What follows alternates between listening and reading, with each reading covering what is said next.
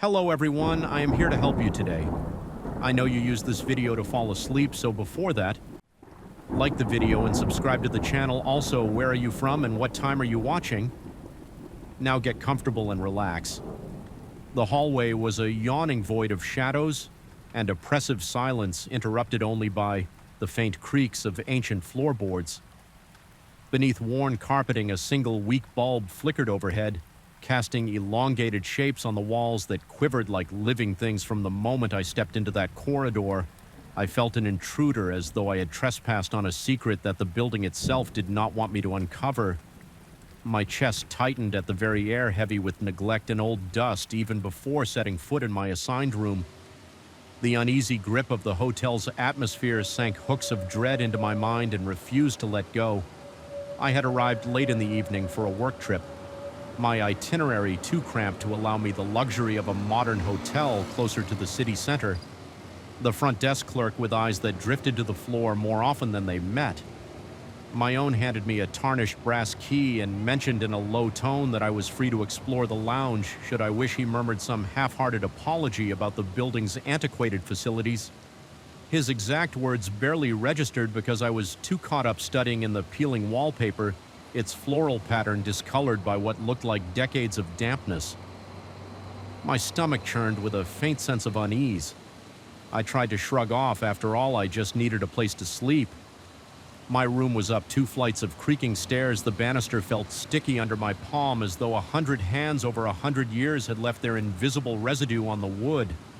A mild smell clung to the air, and the only source of illumination in the corridor was a solitary light fixture, flickering erratically as if uncertain whether to remain lit or plunge everything into darkness. My door number 305 opened with a groan that resonated in the silence. Inside the room was as old-fashioned as expected, a single bed with a carved headboard, a small nightstand with a lamp that cast a feeble glow, and heavy drapes that blocked what little moonlight might have filtered through the radiator. By the wall clicked quietly, spitting out lukewarm air. I set my suitcase down and exhaled, trying to ease the tension in my shoulders. As I turned to latch the door, I couldn't help noticing the nameplate on the neighboring room. It had been removed, leaving only 2 rusted screws protruding from the wood. I told myself it was just one more example of the hotel's age. Nothing more. My mind resisted any creeping thoughts about what might have happened to the original nameplate, or why nobody had bothered to replace it. The first sign that something was off came just before midnight. I was lying in bed, the comforter too thin to shield me from the building's pervasive chill. Despite my exhaustion, sleep evaded me. The silence in the corridor had a peculiar quality. It felt alive, stretching and contracting like a held breath. Then I heard footsteps, soft and hesitant, as though someone were pacing back and forth, unsure of where to go or what they intended to do. My heart thumped against my ribcage. I tried to convince myself that maybe another guest was simply restless, or perhaps the old structure was just groaning with the wind. Curiosity got the better of me. I slid out of bed, feeling the rough fibers of the carpet under my bare feet. Each step I took toward the door heightened my anxiety. My pulse roared in my ears as I opened it, expecting to confront someone in the corridor, but there was nothing, only the same weak overhead light quivering. The footsteps ceased. The instant I stepped out at the far end of the hallway, I could have sworn I saw a faint movement, a shifting of shadow or a silhouette that vanished as soon as my eyes tried to focus, but that might have been my imagination. The emptiness of the corridor challenged me to prove otherwise. I closed my door softly, trying not to disturb whatever intangible presence might be lurking there. The second I turned around, I heard a slam. It came from the adjacent room, the one missing its nameplate. The sound jolted through me like an electric shock. My hands went cold, and I could hear my breathing raspy and shallow, as if my lungs were suddenly starved of oxygen. I inched closer to the wall that separated my room from the neighboring one, and felt a tremor of fear vibrate in my bones under the door. A narrow strip of yellow light flickered on and off, as if someone inside was pacing with a flashlight. The floor creaked, or maybe it was the bed frame or the radiator. Then came a sound that almost froze the blood in my veins. Something akin to muffled cries, not quite screams, but certainly more than mere whispers. I pressed my ear to the wall, my skin prickling. It was a low moaning interspersed with what sounded like hurried movements, shuffling feet, a jolt of something heavy hitting the floor, and then an abrupt hush. My heart pounded so violently that I half expected it to burst through my ribcage. I had the insane urge to knock on the door to demand to know what was happening in there, but terror rooted me in place. I hesitated for what felt like an eternity before deciding to go to the front desk. By the time I reached the lobby, my breathing had steadied somewhat, but my nerves still buzzed. The clerk looked up at me with an expression that seemed more worried than surprised. I struggled to find the right words, stammering something about the room next to mine and the noises I had heard. He responded in a cautious tone that the adjacent room had been vacant for months. Explaining that no one was staying there, I felt my scalp tighten as if a cold finger was sliding across it. I tried to clarify, telling him I had heard a door slam and strange sounds. He said that he checked the records, but according to everything on file, I was alone on that floor. I returned to my room more confused than ever. My sense of reality wavered, leaving me to wonder if my overworked brain had conjured the entire episode. I tried to rationalize that old buildings can produce unsettling echoes. Pipes can clang, and the mind can interpret those noises in sinister ways when one is tired. Yet none of those rationalizations fully explain the flickering light or the distinct sound of a door slamming. Night stretched on relentlessly, and I drifted in and out of restless sleep. At times, I was convinced I heard someone knocking. Softly on the walls, my body broke out in a clammy sweat, and my eyes snapped open in the darkness, scouring the room for any movement. Each time I checked the corridor, the flickering overhead light seemed a little dimmer, and the far end of the hallway appeared more shrouded in shadow. At one point, I thought I saw the handle of the neighboring door jiggle, but I couldn't be certain if it was just a trick of the light. Fear settled in my gut like lead tangling with my intestines. The next morning, daylight brought a fragile sense of safety, though the gloom of the corridor never really relented. I ate a quick breakfast in the hotel lounge. The place was virtually empty, and the same clerk from the previous night was absent instead. Another staff member, older and seemingly more at ease, offered me a brief nod. I considered mentioning what I had heard, but I felt self-conscious. Perhaps it was better not to speak about it at all. My day was supposed to be filled with meetings, so I pushed the memory aside, hoping that a busy schedule would banish the hotel's lingering negativity from my mind at work. However, I found it impossible to concentrate my mind. Replayed those night sounds repeatedly. My coworkers must have noticed my distracted state, but I pretended to focus on the tasks at hand. During a break, I found myself studying my reflection in the bathroom mirror. I looked pale and drawn, with dark circles under my eyes that made me look older. A wave of restlessness prickled beneath my skin, as if I could not escape the uneasy presence of that corridor, not even in broad daylight miles away from the hotel. By the time I returned in the late afternoon, the sun was already dipping toward the horizon, and the building's old windows reflected a suin-orange light that gave the structure a haunted quality. That evening, I tried to make sense of the situation by exploring the hallway more thoroughly. I paced from one end to the other, observing how the floor sagged in places and how the wallpaper buckled and curled at the corners. A few doors down, I noticed a small alcove with a dusty mirror and a table that looked centuries old as my gaze passed over the reflective surface. I swore I glimpsed a shape behind me, tall and indistinct, but when I spun around, there was only emptiness. The pounding in my chest felt almost unbearable at that point, and goosebumps crawled along my arms.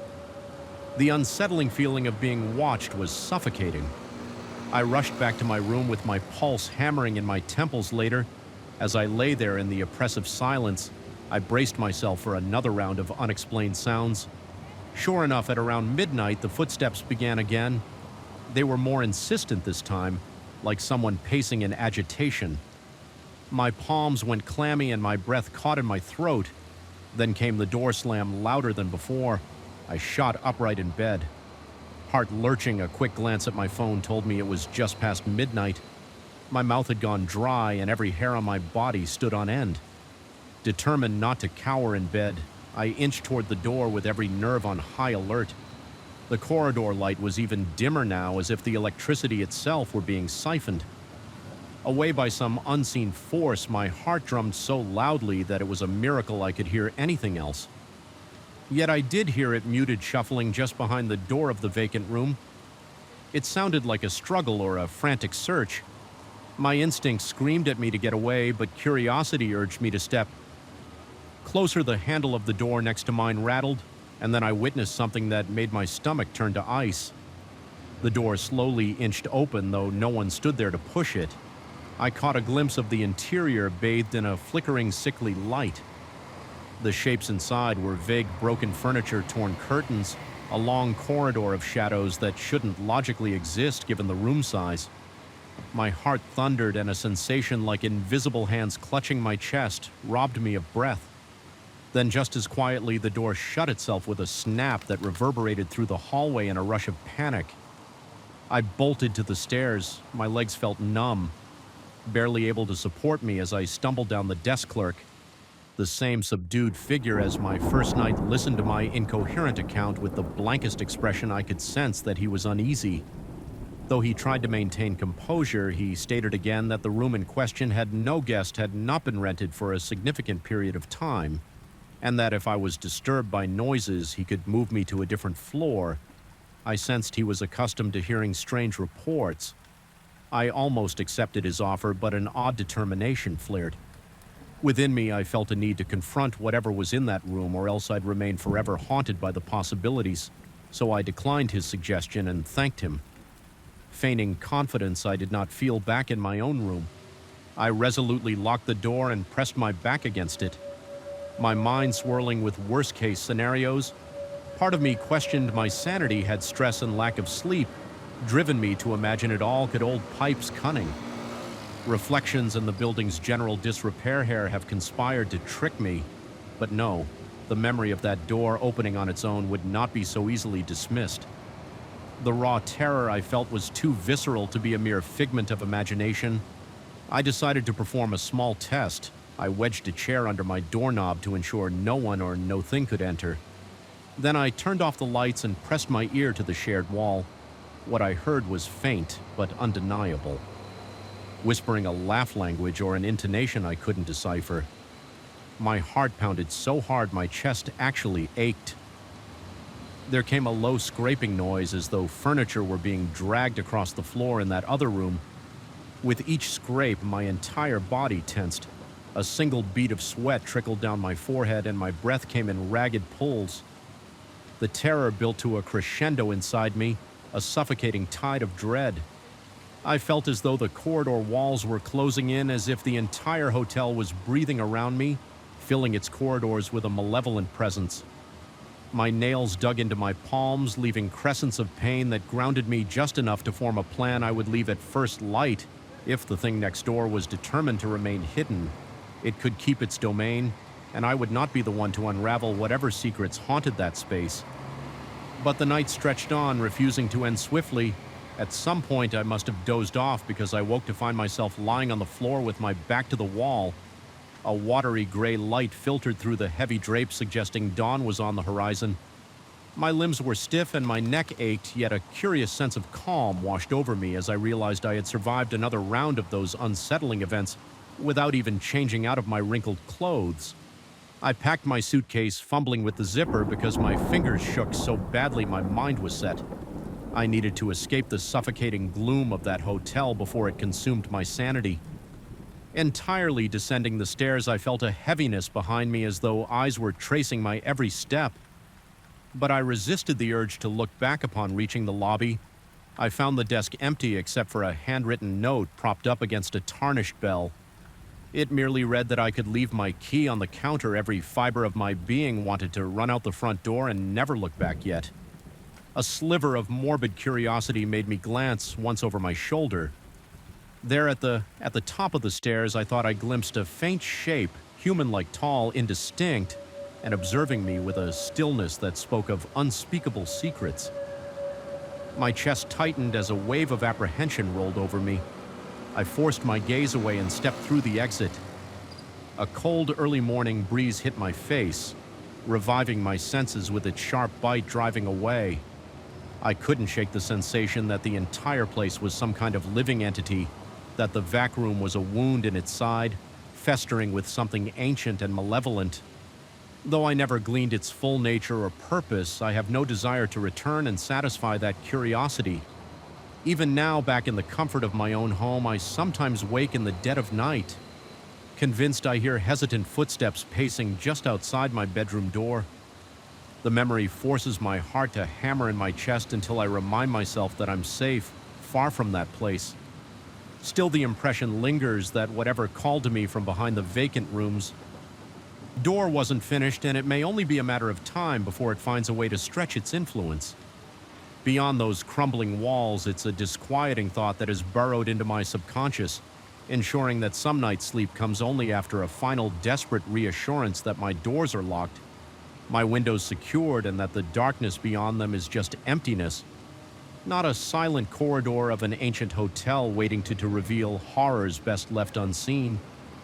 I felt it the moment I stepped out of the elevator, an oppressive, almost tangible sense of isolation pressing in from every corner of the hallway. The overhead fluorescent lights buzzed faintly, casting a weak white glow over the silent corridor.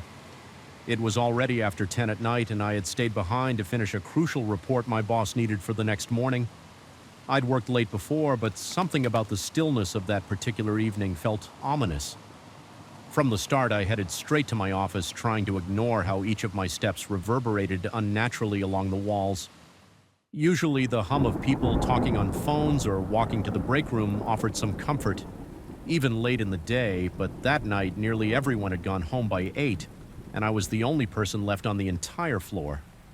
At least that's what I kept telling myself. Inside my office, I flipped on the overhead light and tossed my jacket on the back of the chair. The stale air felt heavier than usual, almost as though the ventilation system had shut down. My shirt clung to my skin, and a thin film of sweat already formed at my hairline. With a sigh, I dropped into the seat in front of my computer, determined to push aside the uneasy feeling and get my work done. Minutes stretched on in silence, broken only by the soft clicking of my keyboard and the ticking of a wall clock that sounded unnaturally loud in the void. I tried to focus on the spreadsheet, but my thoughts wandered. Every so often I found myself glancing at the open door, convinced I'd heard a rustle or a creak in the hallway. Each time I saw nothing but a strip of fluorescent light falling across the vacant corridor. My heart pounded a little harder every time I looked.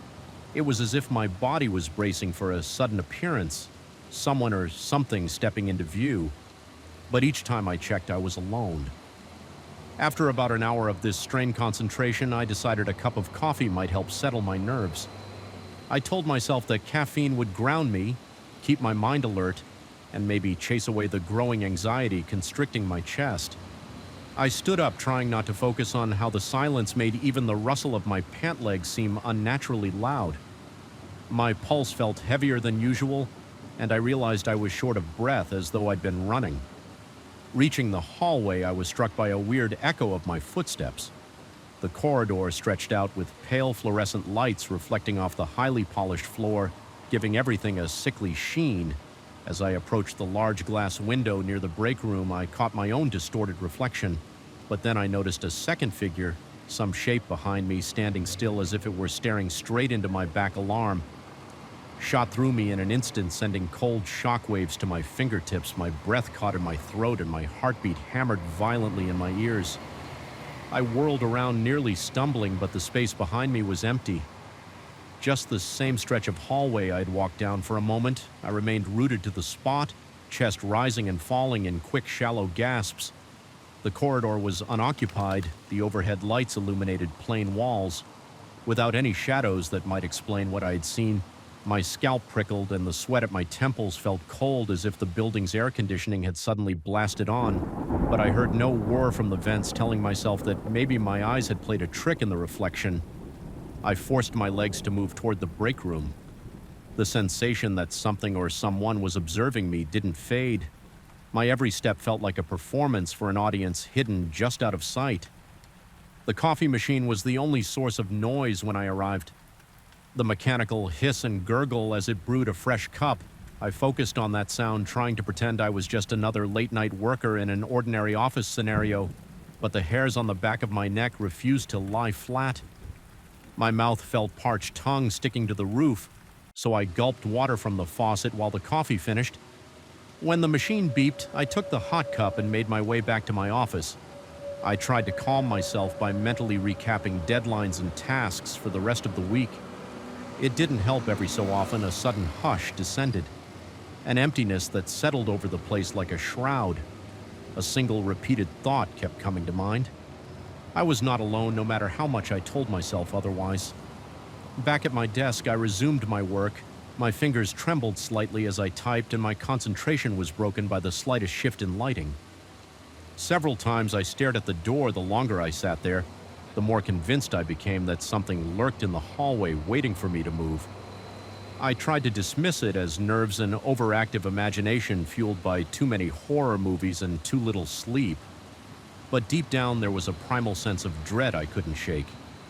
Eventually I decided that maybe some music might keep my mind from wandering. I put on my headphones, found a familiar instrumental playlist, and turned the volume low enough so that I could still pick up on any external noise. The gentle melody did help. At first I lost myself in the monotony of data entry. My heart rate slowed and the tightness in my chest began to ease. Then the lights in my office flickered, just a momentary blink like a tired eyelid, but it was enough to make me rip off the headphones. My gaze jumped to the fluorescent tubes overhead, watching as they settled back into a steady hum. I remained frozen for a good 30 seconds. Listening, the building responded with a kind of low mechanical groan, a sound that drifted through the ventilation ducts like a distant moan. I realized I was gripping the edge of my desk with white, knuckled intensity, letting out a shaky breath. I tried to laugh off the flicker as a normal electrical glitch, but as if on cue, the lights pulsed again, sending a brief strobe effect through the room. In those fractions of a second, I thought I saw movement in the corridor, a silhouette passing by the door. My heart then in my chest and my entire body tensed. Without conscious thought, I got up and crept toward the doorway. My breath was shallow and quick, each inhale feeling like a gulp of stale air. I peered out into the corridor, half expecting to see a shape lurking by the wall. There was nothing. The quiet felt denser than ever, pressing in on me. Filling my ears with an uncomfortable ring, I returned to my desk, forcing myself to keep working. My mind churned with possible explanations. Maybe it was the security guard from downstairs doing a round. But the security guard usually announced himself with a friendly knock or at least the jingle of keys. Then I wondered if a colleague had stayed late without telling me, though that seemed unlikely. Time crawled by and my report was nearly finished. The combination of tension and the chill from the air conditioning. If it was even on, left me shivering intermittently. The coffee, now lukewarm, hadn't done much good. My palms were sweaty, leaving faint smudges on my mouse. I felt sure I heard muffled steps outside the office, but every time I stopped typing to listen, the noise vanished. Eventually, I decided to do a final walk around the floor, half hoping I'd find someone else, half terrified that I would. I left my office light on and ventured down the corridor. The echo of my shoes reverberated against stark white walls. I glanced at the reflective glass as I passed, unable to resist checking it for that figure again. I saw only my reflection, pale, dark-circled eyes, a tired expression. I exhaled in relief. Then I noticed something else behind me in the reflection. One of the doors down the hall looked slightly ajar when I turned to face it. Though the door was completely closed, a chill crawled up my spine. The kind of sensation that makes every hair on your body stand on end. I swallowed hard, my throat suddenly dry. I walked over to that door just to confirm it was locked, or at least shut. Indeed, it was sealed tight. The placard on it indicated an unused storage room, one I'd never really bothered to explore. I put a hand on the knob. It felt cool, almost unnaturally. So against my warm, clammy palm, I tried to turn it, expecting to find it locked, but it gave way with a loud click. Darkness greeted me on the other side. My chest constricted as a surge of adrenaline coursed through me. I fumbled for a light switch, eventually flipping on a single bulb that buzzed to life. illuminating rows of metal shelves packed with old office supplies. The air inside was stagnant, smelling faintly of dust and cardboard. At a glance, it appeared deserted, just a neglected storeroom, yet I couldn't shake the feeling that moments before I had caught a glimpse of something else standing in that doorway. My heart pounded so hard I thought I might throw up. I stepped into the room, telling myself I needed to confirm nothing was there. The single light cast harsh shadows against the shelving. My eyes darted from one angle to the next. The hum of the bulb was loud, a continuous droning that set my teeth on edge. I felt a sudden wave of nausea, as though the entire space were pressing in on me. The corners of my vision seemed to shimmer. My mind raced with the question, was I losing it? After a few moments of tense silence, I backed out of the room, flicked the light off, and shut the door. I made sure it locked this time. Tugging the handle to confirm it was secure, my hand trembled with each pull, feeling an odd sense of dread. I forced myself away and headed back to my office, determined to gather my things and leave. I couldn't justify staying there any longer. Not with my nerves fraying at the edges. As I made my way down the corridor again, I heard a sudden scrape on the floor, a faint dragging sound that made my blood run cold. I stopped in my tracks. The sound ceased. My body was in flight or fight mode. My lungs burned with each breath, and my heart pounded so hard it felt like it might punch a hole through my chest. I pushed forward, every sense on high alert. The overhead lights continued their intermittent flickers, so each step felt like walking through snapshots of reality. At times, the corridor seemed to stretch as if the building itself were warping. I fought the urge to break into a run, knowing that if I started running, I might not be able to stop. I just wanted to reach my office, grab my briefcase, and get out. When I got there, something was off. The door was ajar, even though I remembered leaving it open wide. My stomach knotted as I peered inside. The overhead fluorescent lights were off, and the only illumination came from the computer monitor. The screen displayed my unfinished spreadsheet, but the rows and columns were glitching. Flashing random numbers, my chair sat at an angle as if it had been spun around. I stood at the doorway, paralyzed by indecision. Then I heard a faint whisper like a distant breeze passing through a crack. It could have been the ventilation, except it carried the unmistakable cadence of a voice. The blood drained from my face, and I felt rivulets of sweat roll down my temples. My eyes darted around the dim office, searching for an explanation. My breathing was loud in my own ears, ragged and shallow. For a moment, I questioned whether I was physically safe. Was it a stranger who had wandered in, or something I couldn't understand? A primal instinct roared in my mind, telling me to get away from that office, but my bag and keys were inside, and I refused to leave them behind. Summoning courage from the pit of my stomach, I stepped into the darkness, heart drumming like a warning. My hand groped along the wall until I found the light switch. I pressed it, and the fluorescent lamp above clicked and flickered to life. The room looked as it always did, except for my computer screen, which still glitched with random symbols. Then in the reflection of the monitor, I saw the silhouette again, standing directly behind me. The color drained from my vision.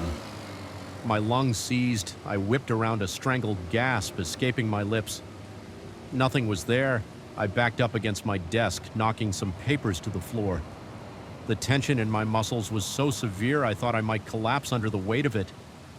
With trembling hands, I forced myself to shut down the computer, grabbed my bag, and stumbled into the hallway.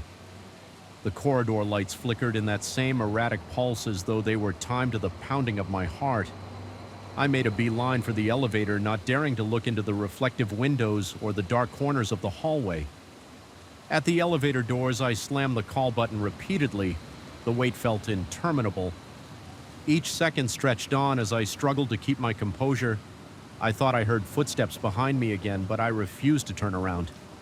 Every instinct telling me that if I looked, I'd see something I didn't want to see. When the elevator finally arrived with a sterile ding, I nearly leapt inside and jabbed the button for the lobby. The door slid shut, sealing me in a small fluorescent-lit box that felt almost as claustrophobic as the corridor. The overhead light was harsh. making the sweat on my face glisten. I stared at the digital floor numbers descending, counting them down in my head like a survival mantra. On the 5th floor, the elevator abruptly lurched as though it might stall. My breath caught in my throat, panic swarming in my mind. I prayed it wouldn't trap me between floors. A chill ran through my body as the elevator groaned and resumed its descent. I exhaled shakily by the time the doors opened onto the lobby. My legs felt weak and my shirt was damp with sweat. The security desk at the ENT entrance was empty, though usually someone was there. 24/7, my boss had earlier sent a text about the guard stepping away for a short break, so I rationalized it was normal, yet the emptiness echoed with menace. I crossed the lobby as quickly as I could without breaking into a sprint. The automatic doors slid open to a mercifully quiet street, bathed in the low glow of street lamps. Outside, the cold night air slapped me in the face and I gulped it down. Trying to calm the tremors in my body, I hurried to my car, fumbling with my keys. My hands shook uncontrollably and each breath burned my throat. Once inside, I locked the doors immediately. My shoulders sagged in relief, but my pulse refused to slow. I stared at the looming shape of the office building in the rearview mirror. It stood tall and dark, with only a few lights on each floor, indicating some lingering electrical presence. For a split second, I thought I saw a silhouette in one of the windows, perhaps on my floor, watching me with unwavering intensity. A sick dread churned in my stomach, and I tore my gaze away. Starting the engine as I drove home, my mind churned with questions and fears, replaying every flicker of movement, every suspicious sound. Was it all just exhaustion and an overactive imagination? Or did I truly see something my rational mind fought to categorize it as a product of stress? But the primal terror that had overtaken me refused to yield. All I knew was that the building, once mundane, now felt haunted by an oppressive force that defied logic. Arriving at my apartment, I parked, got out and forced myself not to look over my shoulder, fighting the creeping paranoia that something had followed me. My skin prickled with the lingering sensation of being watched inside. I double-checked the locks on every door and turned on every light. A cold sweat dripped down the back of my neck as I tried to steady. My ragged breathing, I could still feel the adrenaline pulsing through my veins, my muscles twitching with residual panic. I tried to distract myself by flipping on the TV, but the chatter from the screen only reminded me of how alone I felt. My reflection stared back at me from the dark window behind the couch, and for a split second I imagined seeing that silhouette again, hovering close. My chest tightened until I forced myself to blink, reminding myself I was safely at home, yet no matter how much I reasoned that it was all in my head, the fear lingered, an aftertaste of dread that refused to go away. Even as I settled into bed hours later, every creak of the apartment building set my pulse racing. I kept the light on in the hallway, unable to face complete darkness that night. Sleep came only in fits, broken by nightmares of silent corridors and reflexions that moved independently. Since then, I've questioned my own sanity more than once. I've tried to reassure myself that the late hour, the flickering lights, and the silent hallways concocted the perfect brew of psychological terror. But whenever the memory surfaces, my heartbeat quickens and a cold, nauseating wave of fear grips me. Part of me knows there was something in that office building that night, some presence I can't identify or rationalize away, and even though I escape the memory of it clings to me, whispering in the back of my mind that the boundary between what's real and what's imagined isn't nearly as solid as I once believed. I still work at the same company, though I've made it a point never to stay past 7 whenever I find myself near that reflective window after dusk. I can't help but avert my eyes, terrified of what I might see behind me, and some nights when I'm alone at my desk, I swear I feel a prickling gaze boring into the back of my neck. A voice in my mind begs me to turn around, but I refuse, gripped by the certainty that if I look, that figure will be waiting silent and motionless, just as it was in the reflection, daring me to confront a terror that defies any explanation I can bear to live with. I arrived at the old cabin just before dusk on a Monday, and the sky was already painted in eerie shades of purple and gray. The wind howled through the towering pines surrounding the property, creating an unsettling chorus that never seemed to stop. Even stepping out of my car felt strangely oppressive, as though the night itself watched me. Something about that expanse of silent trees and the single flickering porch light made me question my decision to seek solitude. In such a remote place, I remember pausing for a moment, heart thudding, wondering if a quiet mountain retreat might prove too quiet for my own good. I came to the mountain seeking peace. Work had been suffocating, and I craved an escape. I planned to spend 2 weeks in complete seclusion with no distractions other than a notebook, my laptop, and a few books for inspiration. In my mind, this rustic cabin would be the perfect place to refocus and let creativity flow. The owner had told me in a rushed phone call that the property was old but structurally sound, and that the surrounding land stretched for acres. I recall him sounding almost relieved that I wanted to stay there, as if the place had been vacant for too long. He recommended I arrive before nightfall because the narrow dirt roads became treacherous in the dark, but I almost wanted that sense of danger I'd lost my creative spark months ago, and I hoped that a brush with the unknown might reignite it. The interior of the cabin was modest: bare wooden floors, faded wallpaper, a single bedroom, a small kitchen, and a living area with a stone fireplace. The furniture looked worn, each piece sagging from age or neglect. Despite the musty smell, I could appreciate the old-world charm. I found a small desk in the corner of the living area, perfectly placed near a window that overlooked a stretch of pine trees. It felt right, a quiet place to set up my things and let ideas spill onto the page. If only the atmosphere had remained tranquil on the first night. Everything seemed normal, at least by the standards of an old wooden house in the woods. The floorboards creaked whenever I shifted my weight. A draft slipped through hidden cracks, causing the curtains to flutter. Just enough to catch my attention, I lit a small fire in the fireplace to fight the mountain chill, and its light danced across the walls in a comforting, hypnotic pattern. There was no hum of traffic outside, no lights from neighbors' windows, just the rustling of leaves and branches in the wind. The second day was calm. I walked around the property, marveling at the tall pines that formed a fortress around the cabin. I spotted a small clearing about 100 yards from the porch, where the ground sloped into a bed of rocks and moss.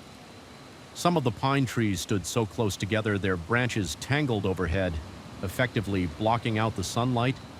It gave me a sensation akin to stepping into another world, one where daylight light never fully penetrated.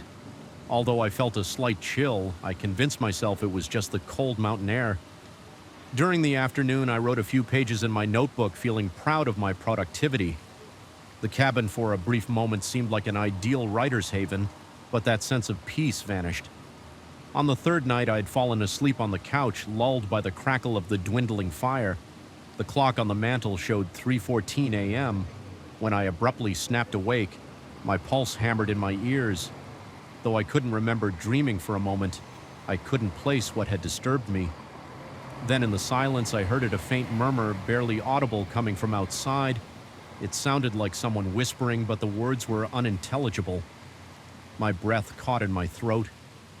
With every beat of my heart, the whisper seemed to inch closer, as if it was right by the window. My skin prickled with sweat, and my fingers trembled when I groped for the flashlight on the coffee table. I forced myself to the window, not daring to turn on any lights inside for fear of making myself visible. When I slowly angled the flashlight toward the porch, the beam revealed only the wooden boards, a battered rocking chair, and shadows dancing in the corner.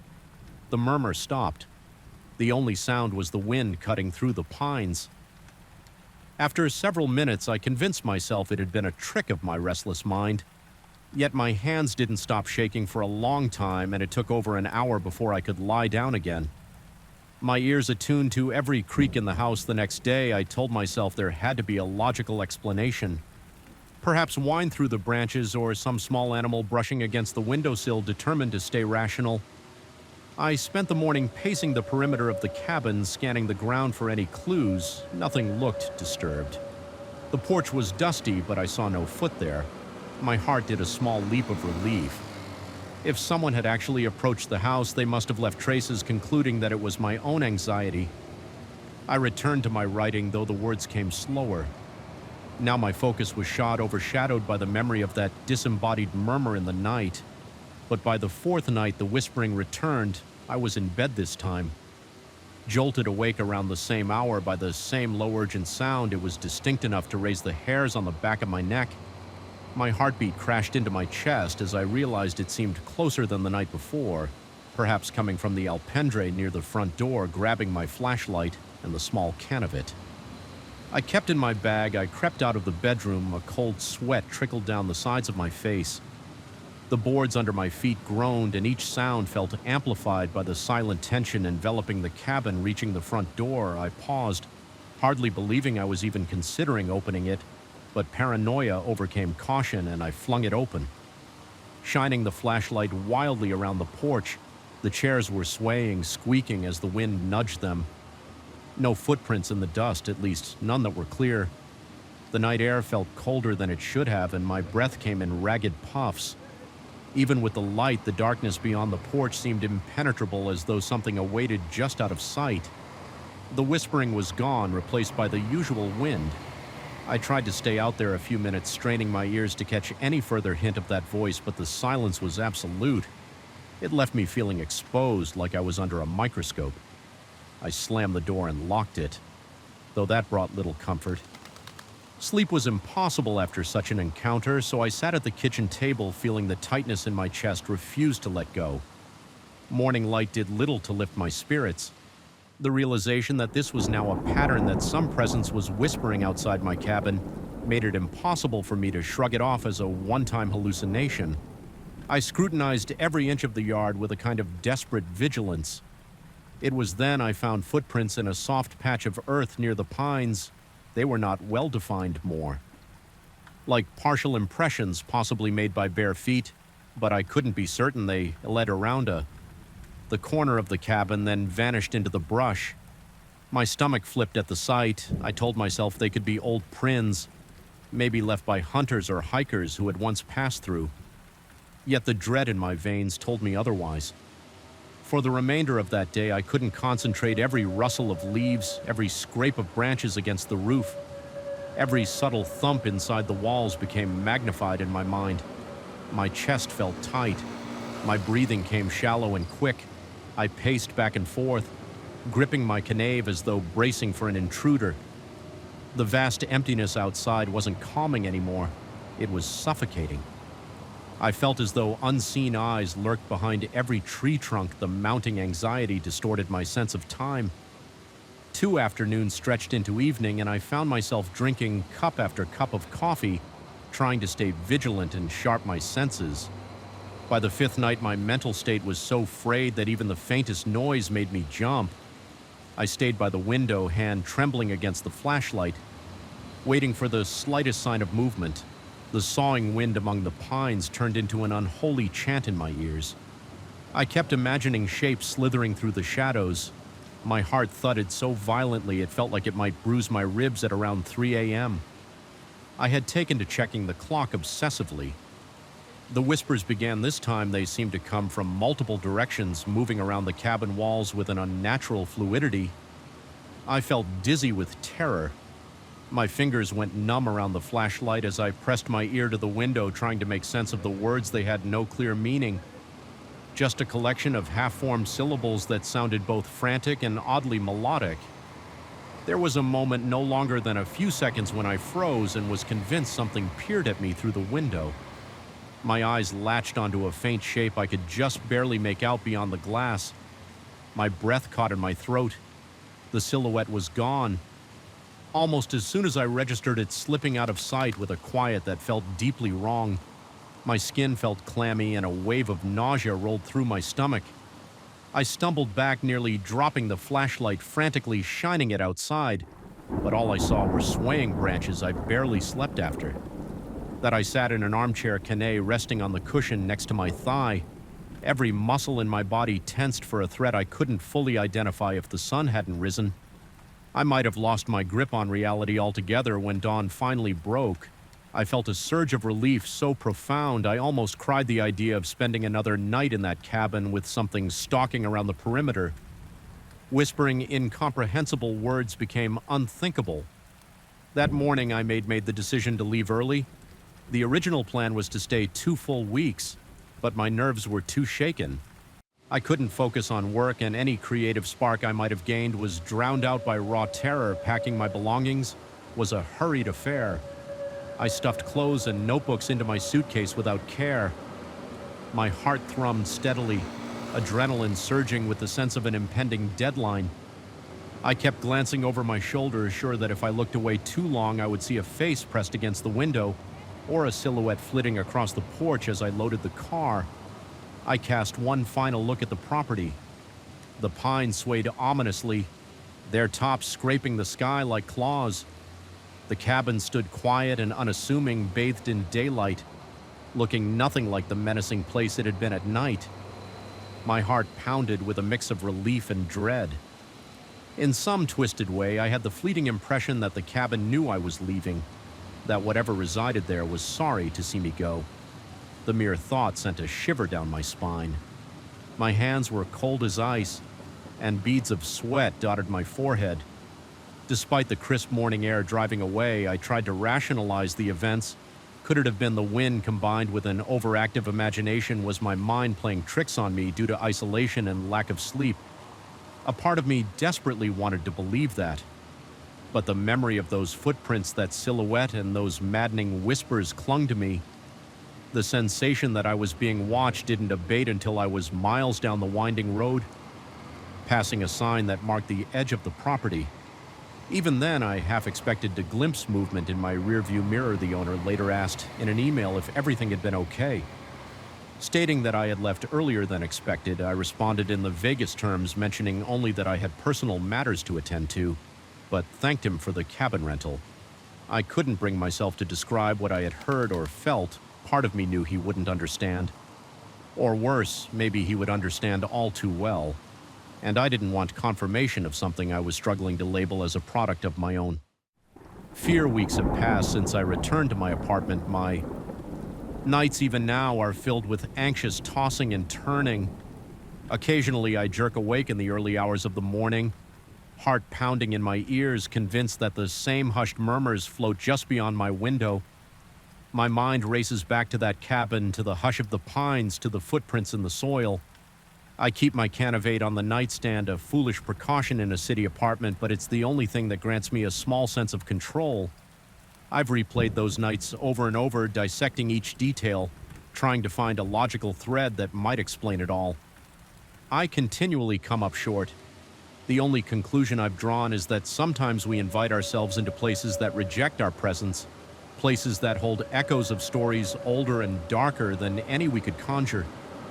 My rational side still attempts to dismiss it as the wind, the isolation, the psychological effects of being alone in an unfamiliar place.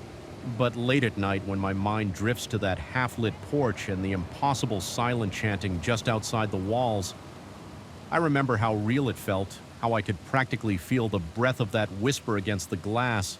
And I can't rid myself of the notion that those woods in that cabin are not as empty as they appear. Something followed me in the darkness, circled around the property, whispered at the threshold of my door. Even now, I sometimes press my ear against my own apartment window, listening for the faintest sign of that voice. I tell myself I'm safe, that whatever clung to that mountainside is tied to that specific ground, that it can't reach me here. Yet there's a drawing, dread and ever-present echo in my mind that won't be silenced. I suspect that if anyone else ever sets foot in that old cabin, they too will hear those night murmur weaving in and out of the pine branches. They might brush it off as a trick of the wind at first, as I did until the inevitability of the situation sinks in. No matter how far I try to distance myself, I'm haunted by the knowledge that certain places carry their own sort of life. A life that can brush against yours in profound, unsettling ways. I managed to leave before anything worse could happen, but I wonder if part of me remained behind, trapped in those endless whispering nights. Sometimes it feels as though I'm still in that musty living room, flashlight in one hand, canafette in the other, holding my breath and waiting for the next murmur to drift through the darkness, and that is a feeling that may never truly go away. In darkness swallowed my new home from the moment I first stepped inside. The thick, stagnant air seemed almost alive, settling heavily on my shoulders as I flicked the light switch in the foyer. A single bulb sputtered to life overhead, casting a weak, quivering glow across walls stained with years of neglect. Right away, a prickle crawled up my spine as if someone hovered just beyond my field of vision yet. This old house was the best I could afford, so I told myself that I was just being paranoid. I remember letting out a long breath as I locked the door behind me, uncertain whether I felt secure or as though I just sealed myself in with something unnamed and waiting. I moved here primarily for the low cost and for its convenient proximity to the city center. The house, a once stately Victorian with a tall, sagging roof and peeling paint, sat on a quiet street, within walking distance of shops, restaurants, and my workplace on paper. It was ideal, cheap, accessible, large enough for me to have an office on the ground floor, but the instant I walked in, I sensed that the interior was wounded by time and secrets. The floorboards in the hallway creaked under my weight, releasing puffs of dust as though exhaling the memories of previous tenants. Despite my unease, I forced myself to consider practicalities. Minimal commute, more space, and a price so low it almost felt like theft. Unpacking my few belongings kept me distracted during the first 2 days. I was determined to make this place feel like home, so I scrubbed the surfaces, removed battered curtains that are of mothballs, and opened the windows to let in fresh air. Each room had its own peculiar odor, an earthy mix of mildew and stale perfume that no amount of cleaning seemed to erase. The house responded to my presence with deep groans at night, as if the wood and stone were shifting in protest. I tried not to dwell on those noises, rationalizing them as normal in any old structure. Then came the third night. I had fallen asleep around 10 o'clock, exhausted from rearranging furniture and dealing with a leaky faucet in the upstairs bathroom. Sometime after midnight, I was ripped from a dreamless slumber by the sound of a door slamming shut. Downstairs, my heart fluttered in my chest, jarring me awake so abruptly that my head spun. It wasn't a subtle noise. It resonated through the entire house, echoing up the staircase and rattling the frames on the walls. I thought perhaps I'd left a window open somewhere and a gust of wind had caught it. A door, that's what I told myself as I got out of bed, ignoring the cold sweat that dotted my forehead as I slipped into my slippers. The silence thickened. There was no sign of wind, no whisper of an open window. The house was as still as a tomb. My mouth went dry and I had to force down a lump in my throat. Carefully, I opened my bedroom door, pausing when I noticed the hallways. Darkness seemed even denser than before. Every hair on my arm stood on end. The old boards groaned beneath my feet, each step echoing like a lament. Reaching the top of the stairs, I flicked the switch on the wall and a single overhead bulb cast a sickly glow, revealing the narrow staircase leading down the wood. Looked damp, the steps worn, smooth by decades of foot traffic. Descending slowly, I heard no further noises, but the tension in the air made it hard to breathe. The living room to my left stood still and gray in the gloom. I glanced toward the front door, still locked. The small window by the entry did not reveal any movement outside. I took a shaky breath, walking through the dining area and the kitchen at the back. Every door, including the one leading to the backyard, was locked from the inside with no sign of forced ENT entry. My heart pounded harder. Logic told me there was no one else inside. Yet I felt a presence so tangible I nearly stumbled. A quick look at my watch showed it was just after 2 in the morning. I decided to head back upstairs forcibly, calming my thoughts by telling myself I'd been dreaming, or maybe a window had slammed shut and latched itself. But as I returned to the base of the stairs, I froze. The door to my room where I had just come from stood firmly shut. I knew I had left it open. My pulse thundered in my ears as I reached for the banister. That door had been ajar. I was certain the hair on the back of my neck stood stiff, and I felt a trickle of sweat roll down my temple. Moving quietly, I crept up each step. With each footfall, the sense of being watched intensified. My fingers trembled as I touched the doorknob to my room. The metal felt strangely warm, as though someone had just grasped it from the other side. I attempted to steady my breathing as I stood there. The knob jerked subtly in my hand, twisting under my palm, no push accompanied. The twist, just that terrifying rotation, as if invisible fingers were testing it. My throat went tight, and for a few seconds I couldn't do anything but watch the metal spin in place, moving as though guided by an unseen hand. I whispered to myself that I had to stay calm, that maybe the old mechanics of the door were sticking. But even as I tried to rationalize it, I felt my chest constricting, my lungs desperate for a proper breath. My heart hammered so forcefully that each beat felt like a strike against my ribs. Finally, I mustered the nerve to push the door open. The room beyond was empty, illuminated by a single lamp I had left on the window was shut. The curtain still, and not a single shadow flickered. Shaking, I closed the door behind me, turning the lock before pressing my back against the wood. I listened intently for several minutes, hearing only the unsteady rhythm of my own breathing. Then gradually exhaustion and a creeping sense of normalcy lulled me into an uneasy sleep the next morning. The events of the night seemed hazy, like a nightmare that lingered at the edge of consciousness. I went about my day intentionally avoiding the darkest corners of the house. My routine was ordinary. I brewed coffee, checked work emails, and showered in the daylight. Everything looked merely old and in need of renovation, not necessarily haunted or dangerous, yet a persistent anxiety gwed at me, making even mundane tasks feel loaded with dread. I told a coworker over the phone that I was adapting to the house's quirks. I said it with a laugh that sounded forced, hoping the conversation would convince me to believe my own words. That evening, I tried to find some records about the house's history at the local library. My research turned up vague hints of prior owners selling it quickly, never staying more than a few months. One source implied the building had been used as a boarding house decades ago, but no official documentation confirmed that. A neighbor I encountered on my way home mentioned in hushed tones that the house had a reputation for giving people the creeps.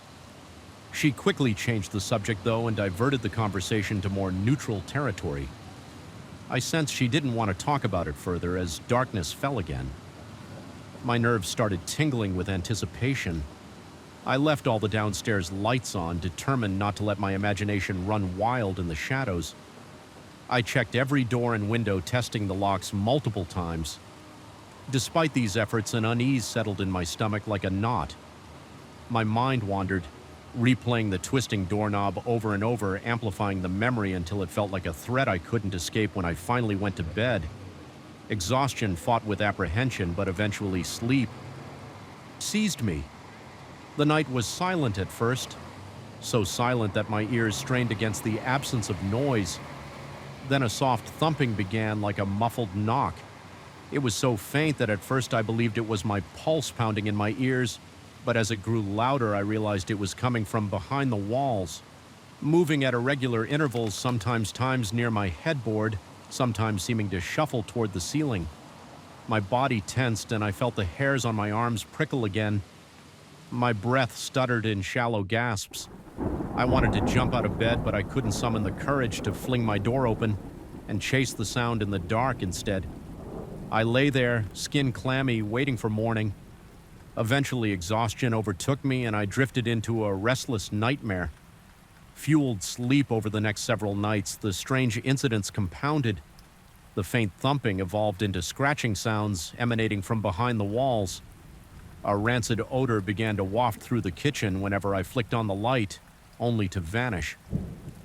Moments later, a cold spot developed in the upstairs hallway directly in front of the door to a small linen closet. Each time I passed it, my breath turned to fog in the air and my body was racked by violent shivering.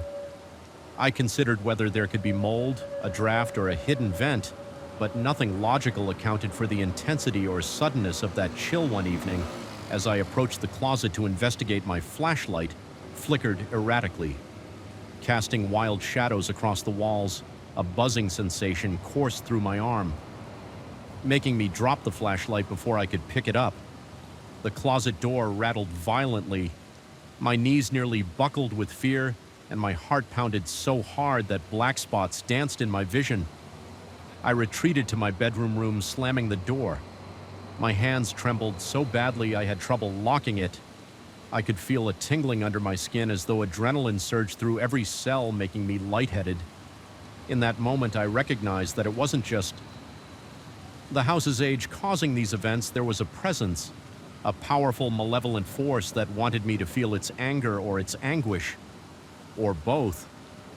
I started questioning my own sanity, wondering if stress was leading me to hallucinations. My job had been intense lately and money was always tight, so maybe my nerves were frayed. Yet as much as I tried to dismiss the events, the physical sensations were too real. The doorknob turning in my hand, the freezing cold spot, the nauseating stink that came and went with no trace. Each of those experiences left me drained on edge, convinced that something beyond the realm of explanation was targeting me. One particularly harrowing night, I woke around 3 in the morning to the sounds of frantic movement. Downstairs, it resembled heavy footsteps pacing through the living room, accompanied by muffled bangs as if furniture was being shoved or toppled. Despite how terrifying that might have been for anyone else, a strange, cold determination settled over me. I decided that I couldn't keep cowering in my room. I picked up a metal flashlight, my only real weapon, and forced myself to descend the stairs. My heart thundered, my breathing quick and shallow. My palms left sweat stains on the flashlight's grip. When I reached the living room, I found it in perfect order. No chairs overturned, no furniture moved. Not a single rug out of place. The only sign of disturbance was the thick coat of dust, dancing in the beam of my flashlight as though the air had been violently stirred.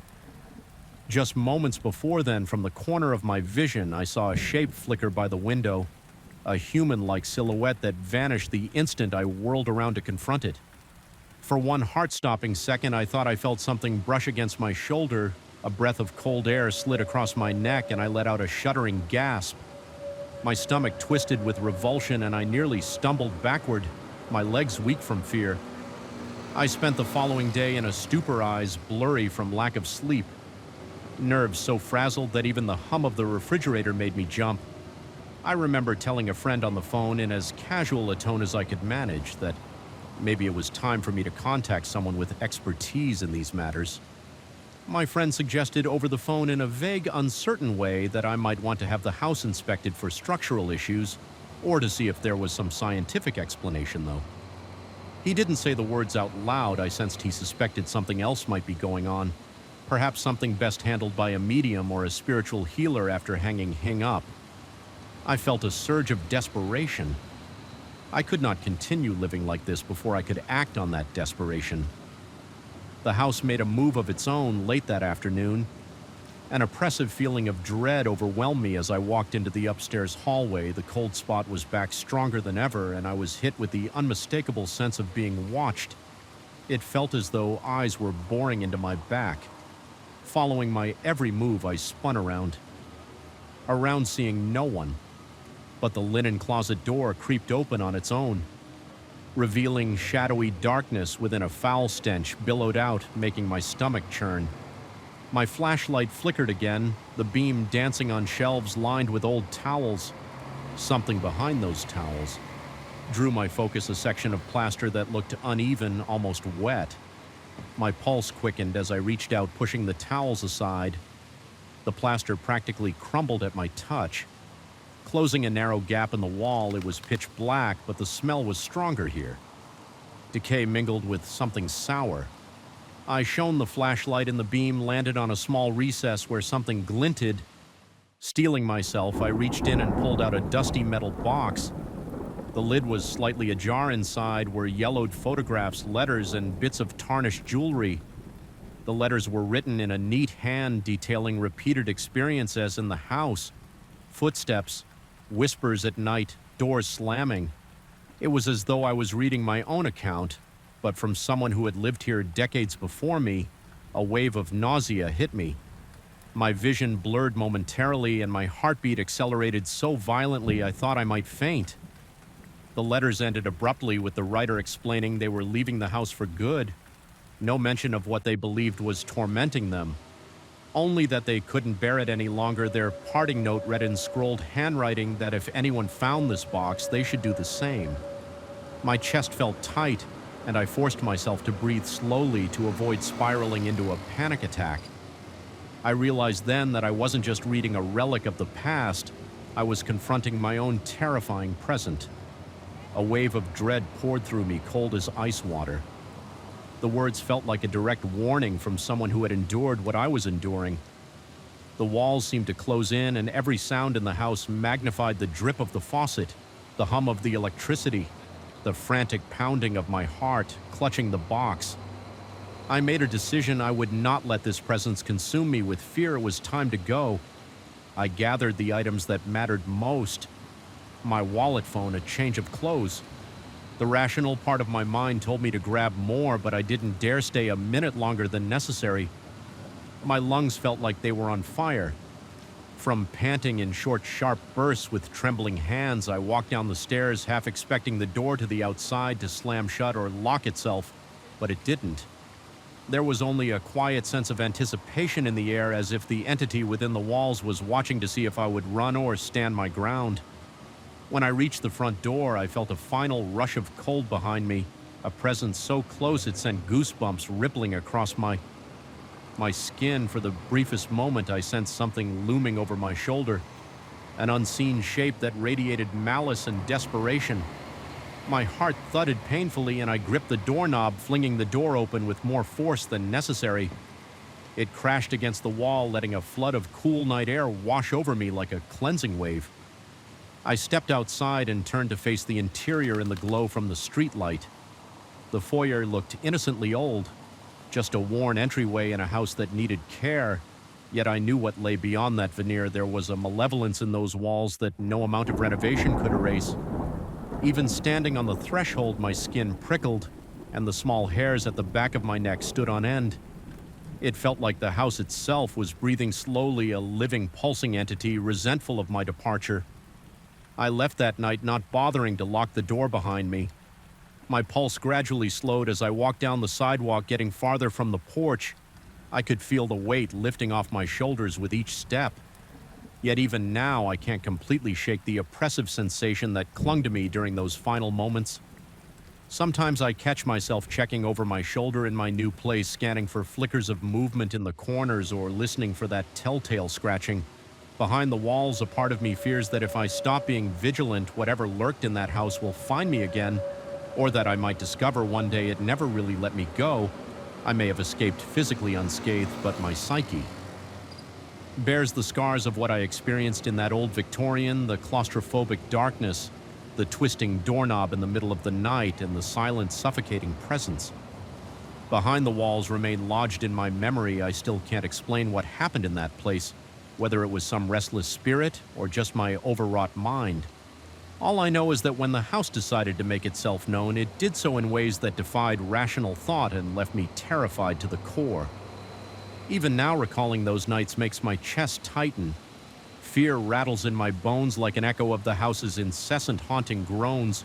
Though I walked away, part of me stayed behind in that musty hallway where the air was perpetually stale and shadows moved of their own accord. I sometimes wake in a cold sweat, convinced I hear a door slamming somewhere far below my bedroom, followed by the slow, deliberate turn of a doorknob. And in those moments, I wonder if I'll ever truly be free from the memory of that place, or if it will forever remain a shadow at the corner of my vision, waiting for the day I let my guard down. Just enough to let it back in the fluorescent lights in the factory corridor always seemed to hum in discord, a low electric buzz that clawed at my nerves whenever I was alone on that particular night. I remember feeling the weight of the silence between those pulsating lights. It was the kind of quiet that wasn't really quiet at all, more like a vacuum where every step reverberated off the high ceilings and distant walls. I had grown used to working nights, used to the echo of my own footsteps, used to checking corners. Just to be sure I wasn't imagining things lurking in the shadows, but that night felt different from the start. There was a suffocating pressure in the air, a nagging sense that I wasn't the only one haunting those corridors. I clocked in just before midnight, the usual routine. The factory operated 24 hours a day, churning out machinery parts with an endless mechanical roar that sometimes stopped making sense. If I listened too closely, my shift was typically spent walking the perimeter, making sure the machines were running smoothly and the emergency systems were in check. The managers liked to have someone on site who could react to power outages, accidents, or the occasional short circuit that rattled the production line. I never minded the loneliness. In some ways, it was a relief not to be stuck in a crowd. Yet that night, loneliness became something else, a primal fear of emptiness. An hour into my shift, I noticed an emergency light in the far corridor flickering ominously. Its pale dying glow illuminated a narrow stretch of wall revealing scuffed paint and years of grime where people rarely walked. I thought it was just a loose connection or an old bulb. Nothing out of the ordinary, but the way it kept sputtering, flashing erratically gave me a gnawing feeling. In the pit of my stomach, I decided to change the bulb right away, mostly to prevent any potential electrical issues, but also to shake off the uneasy sensation that kept crawling up my spine as I approached. I heard a faint tap-tap echo through the corridor. It might have been the sound of dripping water from one of the exposed pipes overhead. The building was old, and random noises were not unusual. Still, something about that rhythm made my heart pound. I tried to ignore it. Focusing instead on the flickering light above me, I dragged a small stepladder closer, carefully climbed up, and began unscrewing the old bulb. Halfway through the process, I glanced down the corridor to ensure nothing was rolling toward me. Forklifts and pallet jacks sometimes got left out, and I didn't want to be in anyone's path. That's when I saw it, a shadow on the far wall, distinctly human in shape, standing perfectly still. I froze at first. I assumed it had to be my own silhouette cast by the sporadic light. But the angle was all wrong. I leaned left, leaned right, wiggled my arm slightly.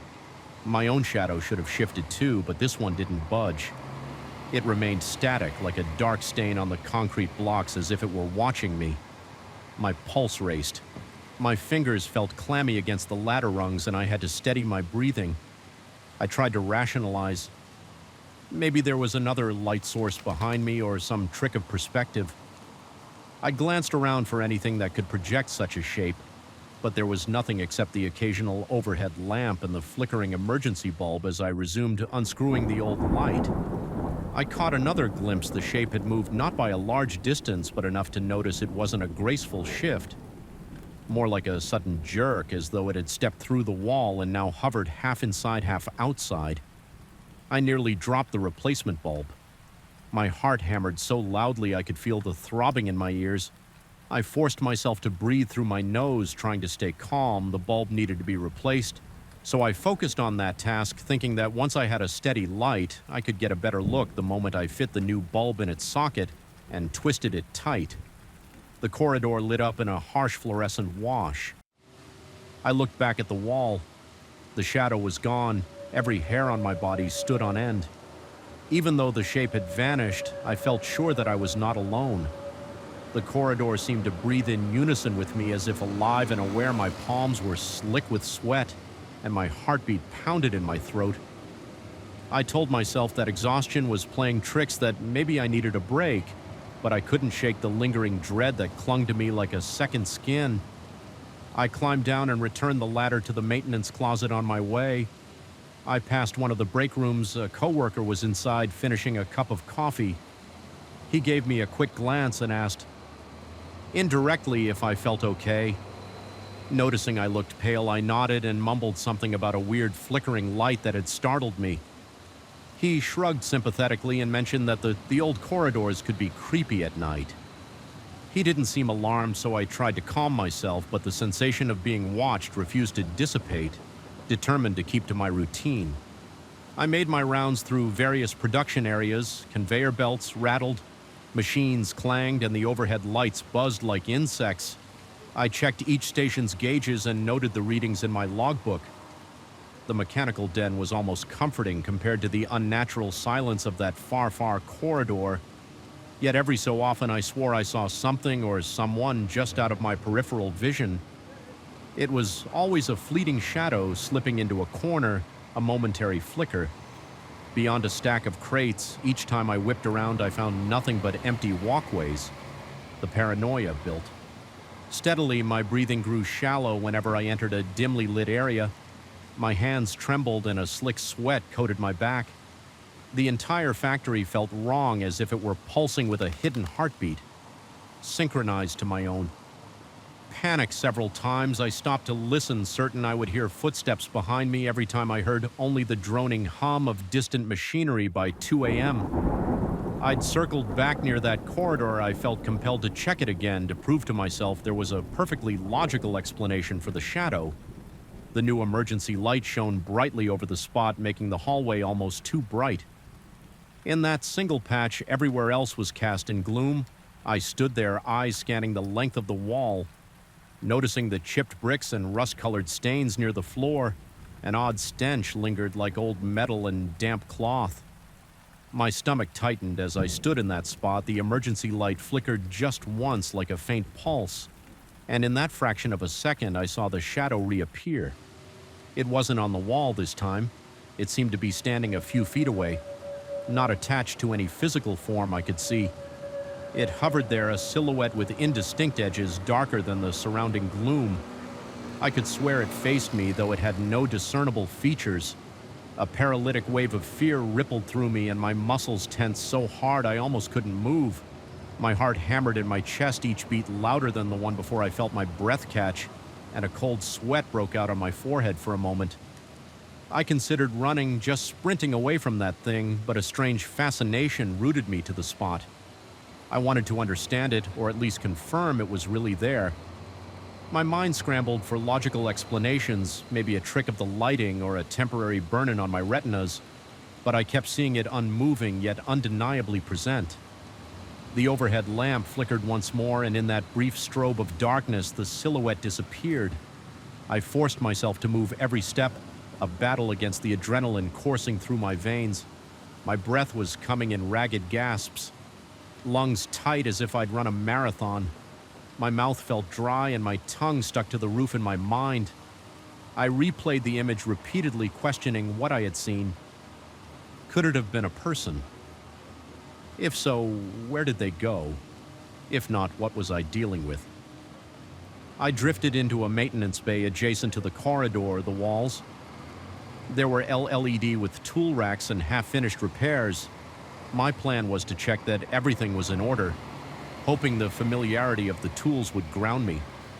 The overhead lamp gave off a faint hum, but I heard another sound beneath it, a rhythmic dripping as if someone was tapping a metal pipe. Somewhere above my fingers tingled with the urge to turn on every light in the room to banish the gloom that slithered in the corners. I started to feel a slight pressure in my head, as though the air was thinning. My vision blurred for a moment and I shook my head to refocus. That's when I caught a glimpse of movement near the tool racks. A shape lingered behind a row of shelves, peering at me through the gaps. I couldn't see any eyes yet. The sense of being watched was overpowering my throat.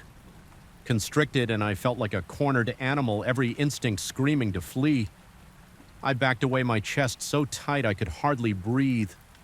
The shape glided out from behind the shelves, closer now, but still impossible to define. It was as if the air itself had darkened, forming a void that flexed and pulsed. My heart pounded so violently that I felt nauseated. I tried to speak, maybe to call out, but my voice wouldn't come.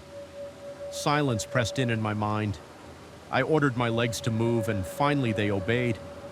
I stumbled back into the corridor, half running, half staggering my foot. Steps echoed insanely, slapping the concrete floor with frenzied force. At every turn, I sensed that presence behind me, as if it were following just outside my field of vision. My peripheral caught hints of a flicker or glimmer of darkness that vanished whenever I spun around. Eventually, I reached the main production floor. The cacophony of the machines felt like a blessing, a wall of sound that drowned out my fear. For a moment, workers were stationed at intervals, each busy with their tasks. They paid little attention to me as I approached, though a few seemed concerned by my distraught expression. One of them asked indirectly if I needed to sit down. I nodded.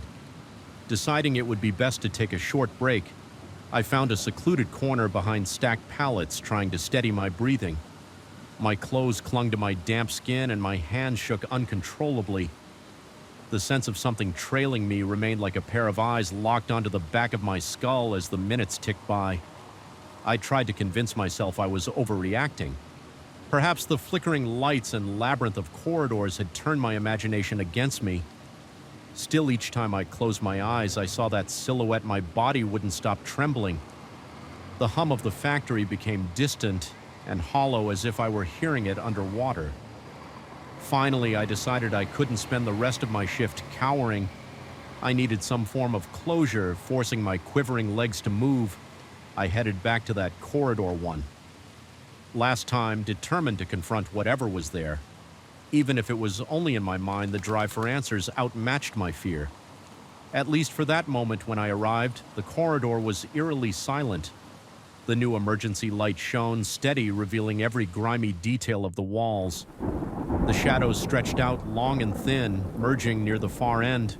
My heart throbbed in my chest. But I forced myself to walk forward.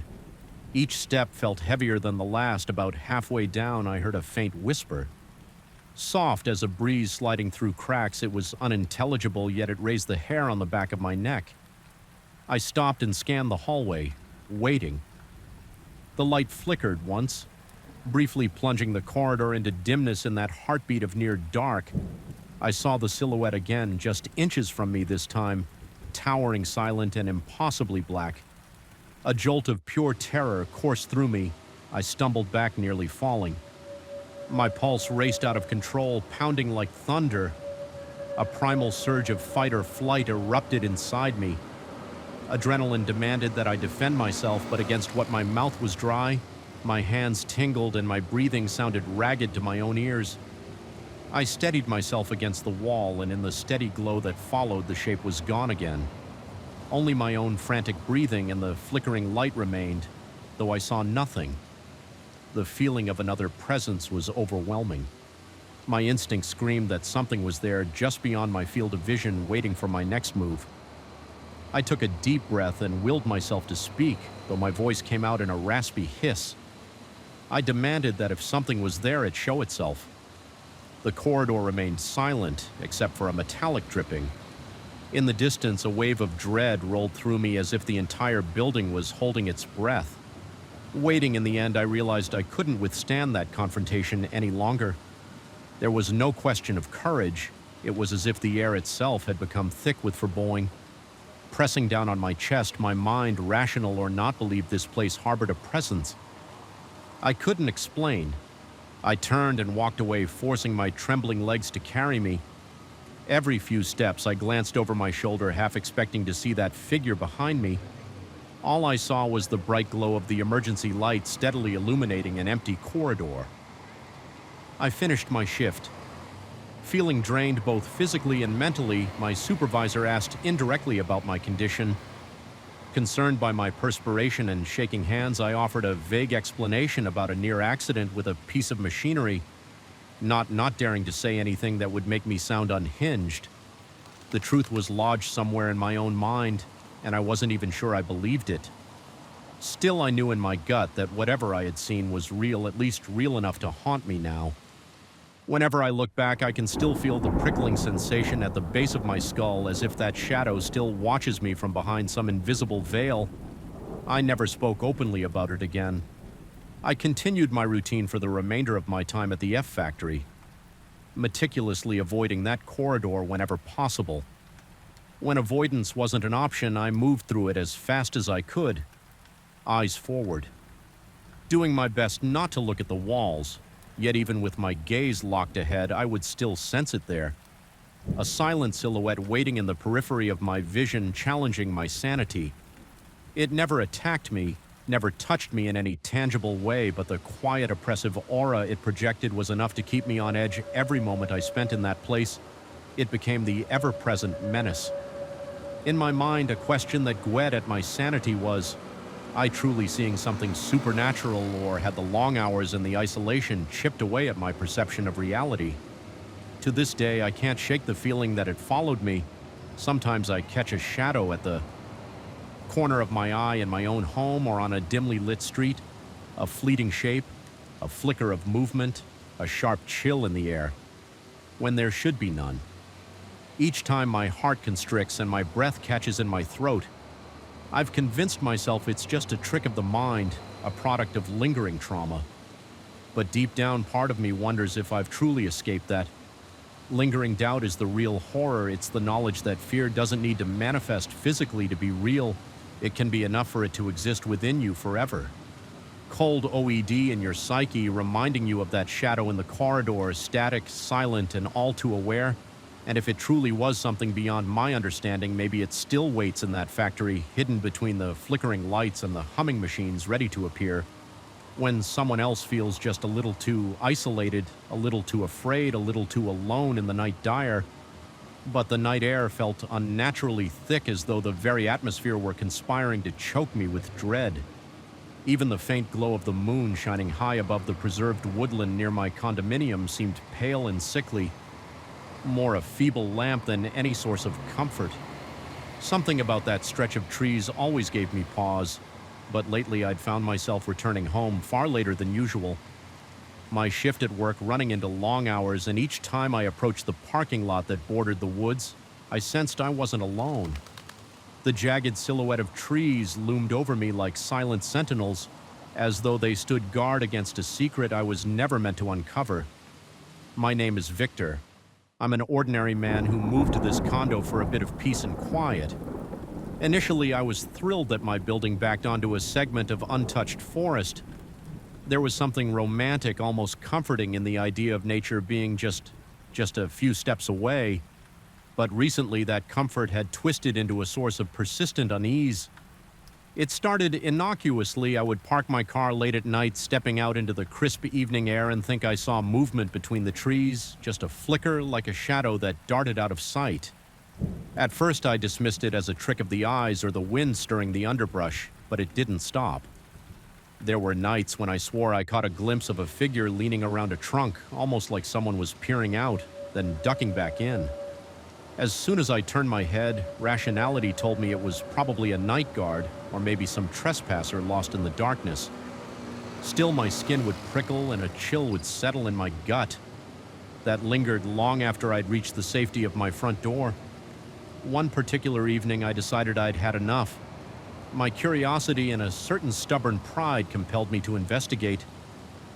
I grabbed my flashlight from the trunk of my car and strode into the tree line, determined to prove to myself there was nothing to fear. The beam of light cut through the dimness, illuminating every gnarled root, every twisted fern, but no sign of a person. No footprints, no branches snapped in an obvious path, and yet as I stood there scanning the darkness, I heard a faint sigh. It was soft, almost imperceptible, but unmistakably human. My heart lurched and the hair on my arm stood on end. I whipped the flashlight around in a frantic arc, but all I saw were ancient trunks and thick clusters of leaves. After a minute of tense silence, I retreated. Feeling both foolish and oddly shaken over the next week, my routine didn't change. I still arrived home late, still parked in the same spot, and every night I scanned the woods. Sometimes nothing happened, just the rustle of foliage in the breeze, the quiet hum of distant traffic. Other nights I swore I saw that same shape lurking in the gloom. On one occasion I spotted what looked like a pale arm sliding out from behind a tree, only to vanish as soon as I focused on it. My heart hammered against my chest and my throat went dry.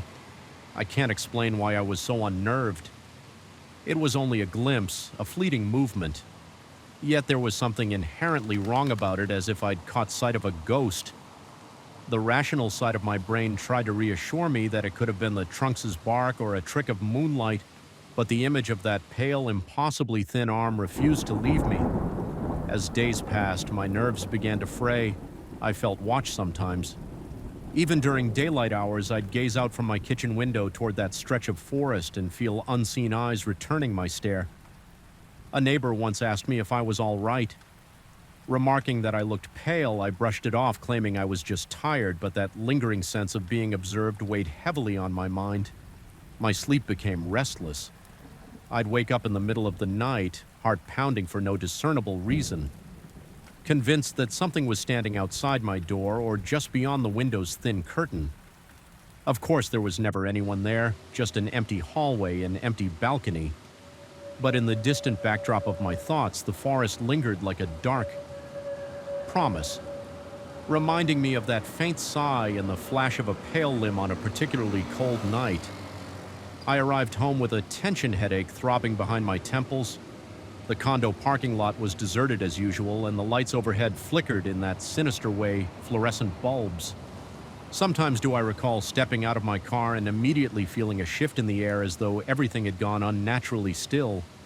Even the gentle hum of insects seemed to drop off into silence. I looked toward the woods, heart rate already climbing, and froze. A shape stood just beyond the first row of trees. It was tall, almost matching my own height, and it had the vaguest outline of a person my chest constricted. I lifted my phone, trying to use its camera light to get a clearer view, but the light didn't reach far enough to reveal more than an indecipherable mass of darkness with my pulse hammering. I inched closer. I could hear my own breathing, ragged and shallow, echoing in my ears. Suddenly, a faint crunch of leaves came from that shape's direction, as if it were shifting its weight or taking a step. Adrenaline surged through me, and a wave of heat shot through my limbs. I wanted to call out to it. Part of me believed that if I confronted this presence, I could make sense of the fear. But my vocal cords felt paralyzed after a moment that felt interminable. The shape melted backward into the dark.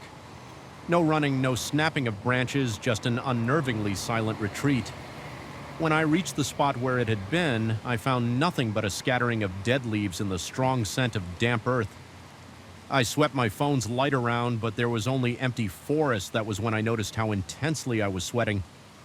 Despite the evening chill, my shirt clung to my back and my hands were shaking so hard that the phone's light jittered in frantic patterns across the ground. I forced myself to take a few deep breaths, though each inhale felt razor sharp in my lungs. I told myself I would go inside, lock the door, and forget the whole thing. But as I turned to leave, a low sigh, much closer than before, drifted through the silence. It was right behind me. I spun around trembling, only to be met by darkness. Fear flooded my veins, and I ran to my unit without looking back. That night, I barely slept every time I closed my eyes. I was back in the forest, hearing that sigh, picturing something lurking just out of sight. The next day, I tried to confide in an acquaintance who lived a few doors down. He listened politely as I explained the strange sightings and the oppressive feeling that came from the woods. He suggested that maybe local wildlife was to blame. Animals can look humanoid at night. If the light hits them in weird ways, perhaps it was a deer or some lost pet. He tried to sound reassuring, but I noticed how he avoided making eye contact, as though my story unsettled him more than he cared to admit. After that conversation, I felt no better. If anything, my unease spiked. I doubted I was simply mistaking animals for a human shape. Every fiber of my being insisted this was something else. A few evenings later, I attempted a second inspection this time. Just before dusk, I reasoned that the fading daylight might offer enough visibility to dispel my fears. The forest looked less menacing with the sun's last rays filtering through the leaves. I ventured in roughly the same direction I'd gone that first time with my flashlight. The ground felt spongy beneath my sneakers, and the air was damp and cool. Tall shrubs and wide tree trunks obstructed my view, and as I navigated around them, a prickling sensation spread across my neck. It was that primal instinct again telling me I was not alone. My chest tightened when I spotted a crude makeshift arrangement of branches leaning against a massive pine. They almost formed a shelter or a haphazard lean-to. I stepped closer, swallowing the lump in my throat. The interior of that arrangement smelled of rotting leaves and something else, a musty odor that made my stomach churn. I pushed aside a half-broken branch to look inside. There were old damp scraps of fabric on the ground and something that might have been a chipped Kamek mug. My pulse quickened. Someone had clearly spent time here, but who and why? Unease noted at me. The notion of some stranger living in the woods near my home, or even just passing through, was unpleasant but not impossible. Yet something felt off about this shelter. The way the branches were arranged suggested a strange pattern, almost ritualistic, as though they'd been placed with intention rather than slapped together for a quick hideaway. The realization sent a bolt of fear through me. I backed away, nearly tripping over a rot. In my haste, my breath came in sharp gasps and sweat. Beat on my forehead, I forced myself to return to my unit. My nerves were rattled, but I tried to reassure myself. Maybe it was an abandoned campsite or a local trying to observe wildlife incognito. Still, the sense of dread refused to let go. That night, my paranoia was relentless. I felt as though I was on the edge of a precipice, my mind swirling with half-formed questions and half-remembered details. I started to second-guess. Everything, had I really seen an arm, or was it a trick of the light? Could the sigh have been the wind escaping through the dense branches? The more I tried to rationalize it, the more my thoughts circled back to that leaning arrangement of branches, and the pungent scent inside the forest seemed to pulse with a dark vitality. Even from within my condo, I couldn't shake the impression that someone was out there watching. A few days of uneasy calm followed, during which I tried to distract myself with work chores and streaming mindless television shows, but I was always keenly aware of the forest's presence. Especially after dark, I found myself looking out my window, more often checking for movement among the trees. My heart would pound for no reason, my palms clammy as if I were perpetually braced for some awful revelation. Sleep grew increasingly elusive at times. I jolt awake, convinced I heard leaves crunching just outside my window. My skin would go cold, a tingling wave passing from my scalp down to my heels. It was in this heightened state of anxiety that a final incident shattered any remaining sense of normalcy. I was heading home once more under the cover of night eyes, darting nervously to the tree line. The flickering parking lot lights seemed weaker than ever, barely illuminating my path as I reached the spot where I usually paused. That familiar rustling caught my attention. My muscles tensed. I shined my phone's flashlight into the undergrowth. Then I saw it, or perhaps it allowed itself to be seen. A tall figure stood behind one of the thicker trunk's arms, gripping the bark in a way that seemed almost painful, like its fingers were digging into the wood. I couldn't make out its face. It was lost in the shadow cast by overhead branches, but I glimpsed enough of a silhouette to realize it was human, or very close to it. My heart pounded so violently I thought I might faint. My vision narrowed, and every breath felt like drawing in shards of ice. For a moment, the figure didn't move, as if it were content just to watch my reaction. Then, in one fluid motion, it slid around the trunk, appearing into the darkness. I don't remember dropping my phone, but I heard it hit the asphalt. My mind screamed at me to run, yet my legs were locked in place. A numbness began to creep up from my ankles, as if some invisible force wanted me to remain frozen there. Finally, I managed to jerk my body forward, retrieve my phone, and sprint to my front door. My entire torso was drenched in cold sweat by the time I slammed the door shut behind me. That night, I became convinced there was someone in the hallway outside my unit. The floorboards beyond my door creaked with a slow, deliberate rhythm, as though footsteps were pacing back and forth. I stood on the other side, ear pressed against the wood, tears of fear stinging my eyes when I dared to look through the peephole. The hallway was empty, and yet the sound continued for hours. I felt trapped, adrenaline coursing through me as I alternated between pressing my ear to the door and pacing in frantic circles around my living room. By the time dawn broke, the noises had stopped. I must have dozed off briefly on the couch, because I awoke with a jolt to find light streaming through the curtains. A wave of relief and exhaustion washed over me. I spent that morning convincing myself I needed to face this presence, whatever it was, and claim back my peace of mind. Determined, I ventured out at midday, stepping into the edge of the forest. Where I had seen the figure, my heart still hammered, but the bright daylight gave me a semblance of courage. I found no fresh footprints, no suspicious debris.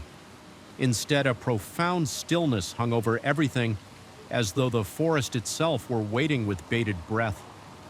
I stayed there for nearly an hour, wandering from tree to tree, calling out that if someone was there, they should show themselves, but no one came. Eventually, I headed home, frustrated and tired. Then, just before dusk, I noticed something that turned my blood to ice. Leaning against my front door was a single broken branch, similar to those I'd seen forming that unsettling shelter in the woods. It looked deliberately placed, the end splintered into a sharp point. My stomach lurched as I realized it must have been left there while I was inside my home. Fear flared in my chest again, and I felt a hot flush on my face that then turned to pins and needles in my extremities. I decided in that moment I had to leave. At least for a while, I packed a small bag, hands trembling as I threw clothing and essentials together the entire time. I felt eyes on me like I was under constant surveillance. I wondered if the figure was outside, possibly peering through my window or standing in the parking lot. Silently judging my every movement, my chest felt tight and my mouth was so dry it hurt to swallow. I finished packing in record time, heart thudding louder with each second as I opened the door to step out. I paused, half expecting to see that figure in the hallway, but it was empty. My footsteps echoed loudly as I hurried to the elevator. The ride down seemed interminable, each floor passing with agonizing slowness. I couldn't stop picturing the figure from the night before, how it had seemed almost hungry for my fear. My skin tingled at the memory. At last, I exited into the parking lot. The sun was beginning to set, and long shadows stretched across the asphalt for a moment. I stood there scanning the tree line, and in that glance I felt it again, that suffocating sensation of being watched. The shadows in the forest swirled together, an impenetrable wall of black. My lungs burned as though I couldn't draw in enough air. I forced my legs to move, half expecting to see a pale arm or a tall silhouette emerging from the tree line, but nothing came. I climbed into my car and started the engine, refusing to look over my shoulder as I pulled away. My headlights grazed the first few trunks of the forest. Just before I fully turned the corner, I caught the briefest flicker of movement, a shifting darkness that might have been a person or might have been my imagination. My pulse pounded in my ears, and I gripped the wheel until my knuckles turned white without a second thought. I floored the gas and left that unnerving place behind. I don't know exactly what I encountered in those woods or why it seemed to fixate on me. Perhaps it was all in my head, a product of exhaustion and stress. Perhaps it was something far stranger, an entity tied to the land in ways I can't begin to comprehend. Even now, whenever I close my eyes, I can still see that motionless silhouette and feel its gaze following me as I retreat. It haunts me in the moments between sleep and waking, whispering that it's still out there waiting for me to return, though I've put miles between myself and that condo. I can't escape the sense of looming dread. The image of that broken branch propped against my door remains burned into my memory, an unmistakable sign that something wanted me gone, or wanted me to know it could reach me wherever I was sometimes. When the night is quiet and I'm alone, I hear that faint sigh echoing in the back of my mind. It lingers like a cold breath against my ear, a reminder that, real or not, some horrors refuse to fade. And despite escaping that place, I'm left with the unsettling knowledge that I only postponed the inevitable. A part of me believes that one night, no matter how far away I may be, I will sense movement in the darkness, shapes skulking between silent trees, and when that day comes, I'll be forced to face the terror again. My heart pounding, my mouth dry, my skin prickling with sweat. Even now, I glance into the shadows outside my window and wonder if that figure is still there. An eternal watchman silently measuring each fearful beat of my heart. Every night in this old building, the air seems to turn thick and stale the moment darkness settles, as if it's charged with some malignant presence. I can't quite name the place. Hums with a quiet tension that seeps into my bones, tightening my chest and making every breath feel labored. Even from the street, I remember staring up at the weathered facade and wondering why the lights in the top floor windows flickered so erratically, as if someone or something paced back and forth behind the glass. I told myself it was just the age of the building, shoddy wiring perhaps, or the wind rattling the old frames. But once I moved in and found out that the top floor was nothing more than a deserted terrace, a persistent dread began to coil inside my chest. Whispering that I was not alone here, I had taken an entire floor to myself. A long hallway lined with 4 empty apartments, all under renovation, paid for by a meager arrangement with the property owner. Supposedly, I was to remain on site, keep an eye on the place, and report any suspicious activity to the building manager. At first, it sounded ideal privacy in the midst of a bustling city center, but from the first night I realized my new living situation might be more than I bargained for. I remember lying in bed on that initial evening, the gloom of the unlit corridor just outside my bedroom. Creeping under the door, my heart kicked against my ribs in sin with every noise. Pipes gurgled deep in the walls, and the wind made the ancient windows creak I could handle. These typical old building sounds, but then above me something much more deliberate reverberated slow, methodical steps. Crossing from one side of the ceiling to the other, there shouldn't have been anyone up there, not at midnight, and certainly not in a place that was supposedly just an empty terrace, yet the footsteps were unmistakably human in their weight and tempo. That first night, I tried to pass it off as my imagination or perhaps some strange echo traveling through the old pipes. Even on the nights when the footsteps were faint, I felt them drilling into my nerves. I found myself trembling uncontrollably, my muscles perpetually coiled, ready to flee at the slightest change in the atmosphere one evening, as the city lights outside blurred into a gray drizzle of rain against the windows. I was jolted by a sudden clang above my living room. It was as if something heavy had been dragged across the terrace. My heart hammered so hard I could hardly breathe. I stood up, my legs shaking beneath me, and stepped into the corridor. The overhead lights flickered ominously, my breathing grew shallower with each flicker, and my skin prickled in goosebumps. It felt like the building itself was breathing its old walls, wheezing in tune with my pulse. While I crept toward my living room, the footsteps started up again. Only now they were more rapid, as if someone was pacing in agitation. My mind conjured all sorts of twisted scenarios, some vagrant living there undetected, or perhaps something far less human. Prowling around the caretaker's refusal to engage with my questions suddenly felt more sinister. Was he hiding something? I approached the tall window that gave a partial view of the upper structure. Rain pelted the glass. My breath fogged the pane as I peered upward. The sky was a black sea illuminated only by the occasional glow of city lights. Then, just at the edge of my vision, I thought I saw movement, a dark silhouette, crossing in front of a small maintenance light on the roof. My heartbeat thundered. I strained my eyes, my forehead pressed so firmly against the window that it felt cold and damp. But the silhouette didn't reappear. Maybe it had never been there at all. Those next hours were the worst. So far, the footsteps seemed to follow me every time I changed rooms. My bedroom felt claustrophobic, the stale air thick with dread.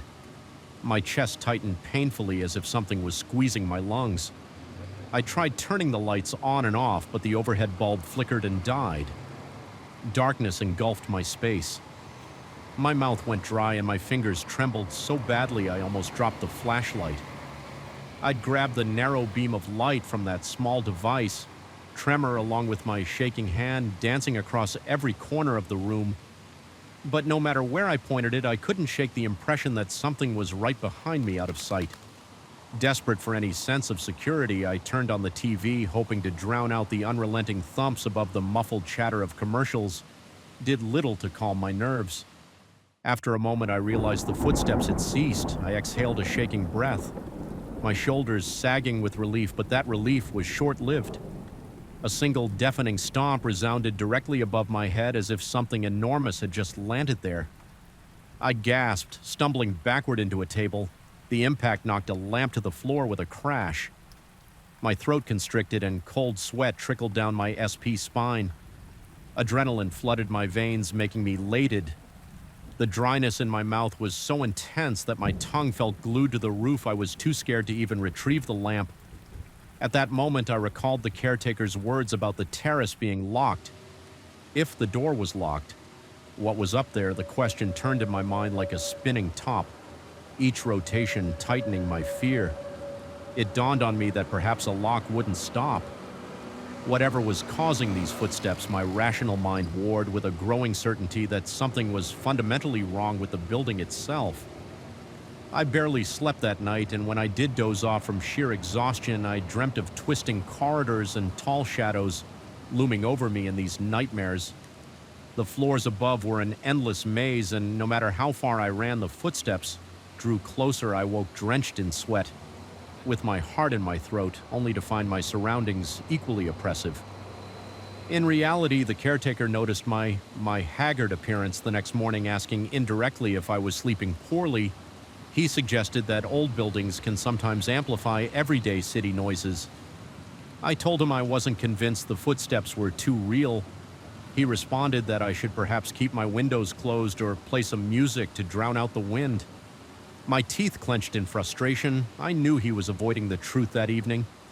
Exhausted and nearly at my breaking point, I resolved to confront whatever was upstairs. Hadn't I waited until midnight?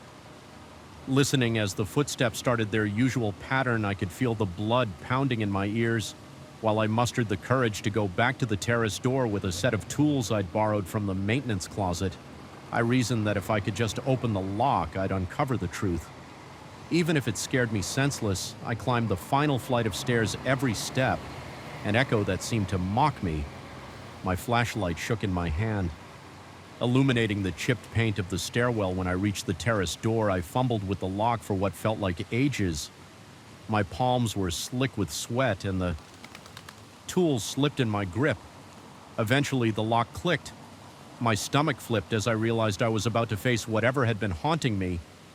I pulled the heavy door open. A gust of cold night air rushed in, carrying the scent of wet concrete and something else, an earthy, musty odor that reminded me of old basements and decaying spaces. My heart was in my throat wrote as I stepped out onto the terrace. The entire space was empty. Rainwater pulled in corners, reflecting the ghostly glow of distant city lights. I swung my flashlight around, searching for any sign of movement. The wind howled, whipping against my face and reminding me of how exposed I was.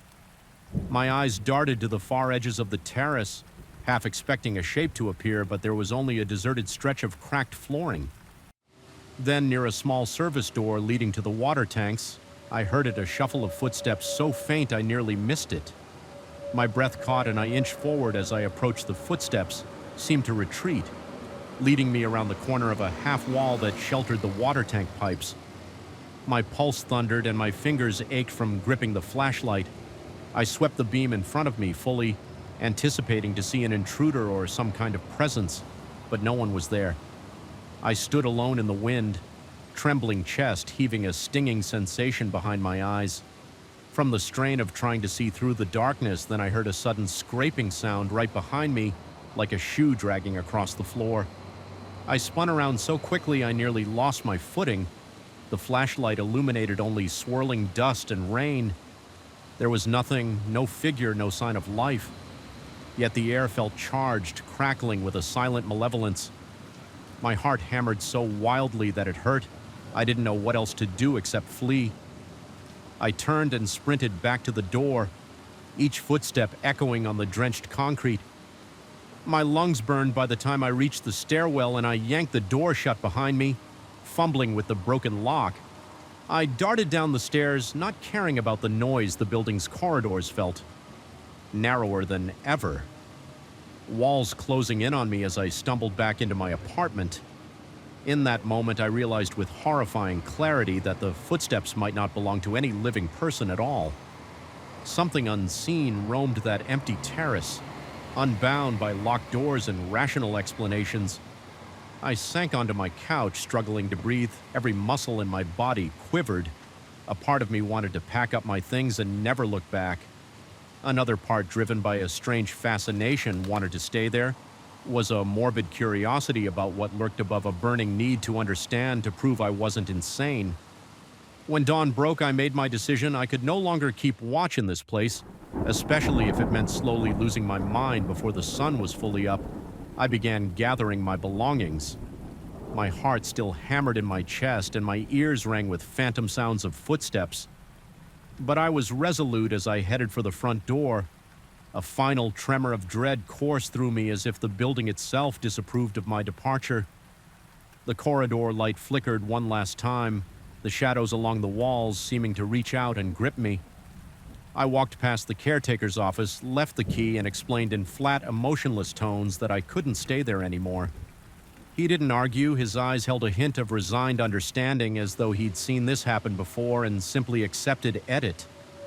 I felt an icy wave of discomfort realizing my experience was likely not unique. Stepping outside, the early morning light felt harsh and unwelcoming, but at least it was real. My breath steadied as I put distance between myself and the old building, yet a part of my mind kept racing, replaying every sound, every shadow, every unexplainable moment. I couldn't shake the impression that the footsteps might follow me. No matter where I went, even now I can't entirely convince myself that everything I heard was a product of creaking floorboards or my own anxiety.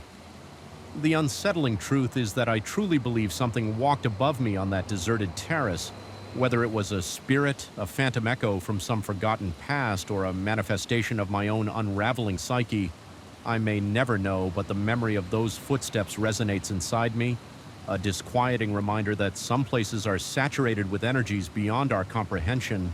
And though I escaped that building, I carry a lingering sense of being followed, an inkling that one day in some darkened hall or empty rooftop, I might once again hear those measured, deliberate steps coming for me. I felt it the moment I pushed open the library's heavy oak door, a subtle oppressive weight in the air that clung to my skin like damp cobwebs. The fluorescent ceiling lights flickered with a weak, uneven hum, casting elongated shadows across rows of ancient shelves. Before I had even taken a step inside, something told me this place was different at night. It was more than just the stillness. It was the sense that each corridor held its breath, watchful and waiting. When I volunteered for the late shift at the Garrison Historical Library, I never expected to find myself questioning not just my nerves, but my very sanity. I remember signing up because I wanted experience in archival work. The library was known for its impressive collection of rare manuscripts, though only a handful of people ever seemed to come by to study them.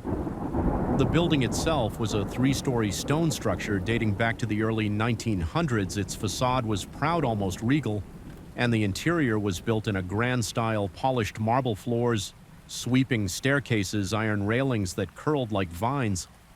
By day, it felt dignified and secure. By night, the same features took on a darker edge. The marble seemed cold. The staircases became twisting paths to unknown places, and those kuru railings reminded me of skeletal hands. I usually worked on the first floor, helping to file new arrivals or reorganize the archives that students and researchers used. The first few weeks were calm. I often heard a fellow volunteer remark that the library was pleasantly quiet.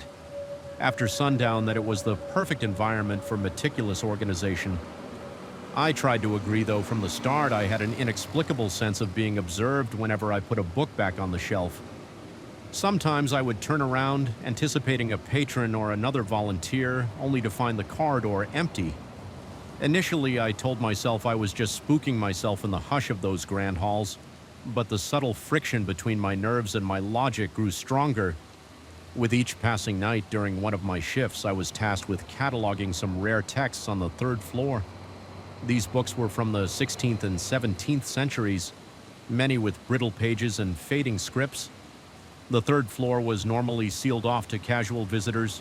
Only researchers with special permission were allowed there. The door to that area required an old key, heavy and ornate, that I had to sign out from the front desk. The overhead lights in that space were dimmer, and many of the fixtures were original to the building, meaning they buzzed faintly as if on the verge of burning out. I hated that noise. It reminded me of a swarm of insects just out of sight on that particular night. I found myself alone in the library around 10. The guard at the reception desk downstairs had stepped out for a brief break. I heard him say something about wanting to grab a quick cup of coffee from across the street. I swallowed my unease and headed for the stairs. My heart thudded against my ribcage as I climbed, and a chill prickled the back of my neck.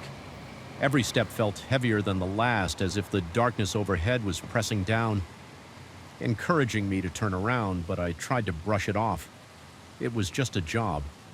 Just another flight of stairs as soon as I reached the second floor. Landing, a draft of cold air brushed over me. It felt deliberate somehow.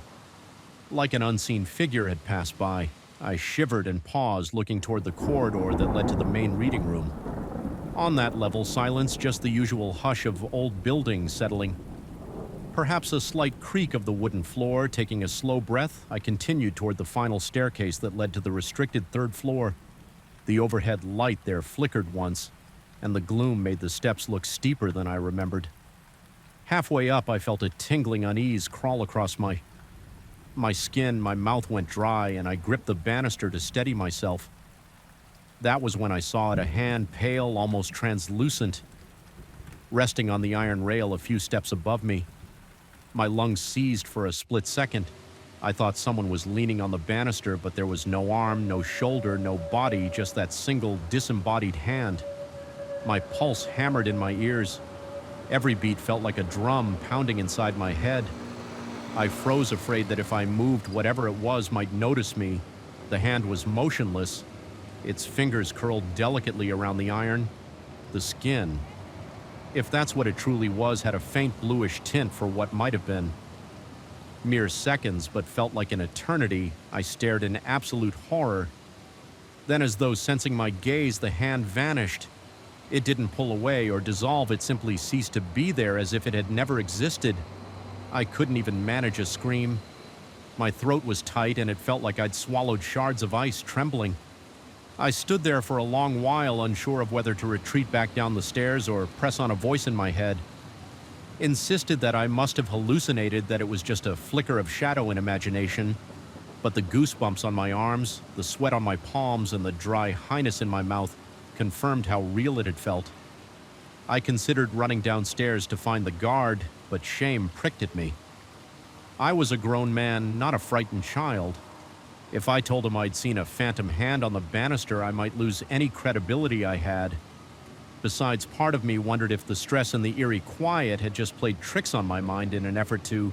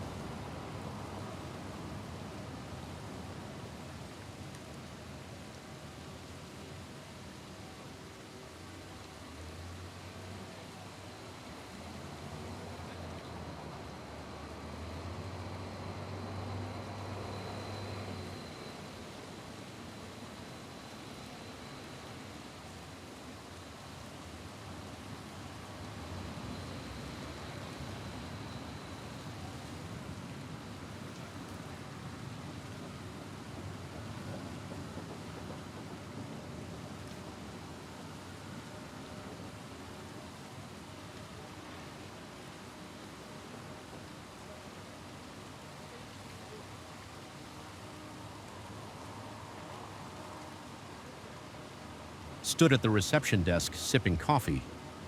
Through the haze of my terror, I heard him ask if I was feeling all right, though in my dad's state it sounded almost muffled. I barely managed to nod and muttered a weak explanation that I felt under the weather. I didn't mention the hand, the figure, or the scraping sounds. My mind spun with questions: had I genuinely seen something supernatural, or had my imagination spiraled out of control in the oppressive silence of that old library, regardless of the truth I dreaded ever going back to the third floor alone? The next evening, I lingered on the first floor, claiming I needed to reorganize some reference materials. In reality, I just didn't want to go anywhere near that staircase every time I glanced at it. My stomach twisted. I found myself hyper-aware of the building's noises, the whisper of a breeze through the rafters, the subtle groaning of the pipes, the soft hum of fluorescent lights. Each sound set my nerves on edge. Night after night, that sense of being watched returned, especially if I ever strayed too close to the stairs. The recollection of that pale hand burned in my mind. My fear built like pressure in a boiling kettle, threatening to scream. Eventually, I confided in a fellow volunteer using vague terms. I mentioned that I had a bad feeling about the third floor, that something about it made me uneasy. The volunteer just shrugged, saying they also disliked that floor at night. They'd never witnessed anything strange, but they claimed the atmosphere up there was stifling. They had heard rumors of odd occurrences, books misplaced, inexplicable cold spots, even a faint smell of decay that would drift through the aisles and vanish. No one could pinpoint a rational cause. That conversation should have comforted me by confirming that others found the space unsettling, but instead it amplified my anxiety. It meant I wasn't entirely alone in this perception. Something was genuinely off about that place. Something. Beyond mere shadows and drafts, my mind became a storm of death, out in dread. I found myself awake at night, replaying the scene of that spectral hand on the banister. I could still see the curve of its fingertips, the uncanny stillness of its pale flesh at times. I worried I was losing my grip, that I'd let a momentary hallucination toy my reality. Last week, an archist asked if I would help pack some fragile volumes for restoration.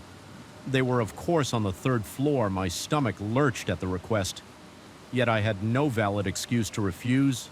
I decided I couldn't keep letting fear control me. I forced my trembling legs to climb those same stairs, ignoring the way my breath quickened with each step as I approached the final landing. I braced myself, half expecting to see that hand again, but the banister was empty, the corridor silent. My relief was fleeting because every shelf, every shadow seemed alive with anticipation. I powered through car, carefully boxing manuscripts and trying to keep my mind anchored to mundane tasks. The archist was on the second floor, so I was left alone to gather the texts. Each rustle of paper made my heart flutter. I started to feel that prickling sensation on my neck, as though unseen eyes were tracing my every movement. Once or twice I spun around with the irrational conviction that I'd see something lurking behind me. Nothing, just the same. Dusty shelves. Eventually I finished. I practically bolted down the stairs, clutching the box tightly. Ignoring the dryness in my mouth and the sweat dripping down my back. Even now, I can't rationally explain what I experienced. Did I truly see an apparition? Or did my mind construct a phantom from the uneasy quiet of a decrepit library wing? All I know is that some nights as I pack up and prepare to leave, my eyes drift to that curved staircase. The air around it seems colder, the shadows deeper, and sometimes out of the corner of my vision, I think I spot the faint outline of a hand resting languidly on the iron rail. Whenever that happens, I freeze. My heart thunders in my chest, and for a beat or two I can't breathe. Then, like a mirage, it disappears, but it always leaves me shaken. The library doesn't feel quite the same anymore. Its corridors bear an unspoken threat, an easy hush that saturates the air.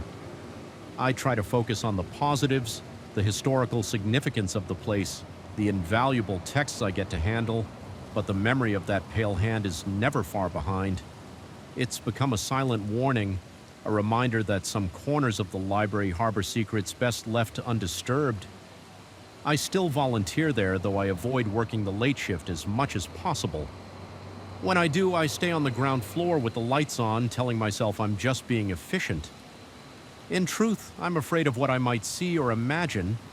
If I wander upstairs alone sometimes when the building is at its quietest, I catch an echo of that eerie scraping sound, like distant nails on wood every time my pulse spikes, and I fight the urge to run outside into the safety of the streetlights.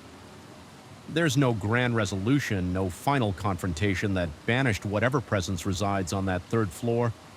I haven't found any rational explanation, no historical footnote that might clarify the nature of what haunts this place. Yet I've come to accept that some mysteries remain unsolved. Lingering in the peripheral darkness, the library stands as an edifice of history and knowledge, but it also houses shadows of the unknown, and those shadows feel alive. Though I continue my duties, I know I'll never fully conquer. The dread that seeps through the walls of that old building whenever I'm in there. After dusk, a chill clutches my heart. I sense the library's silent vigilance as though it is waiting for me to let my guard down.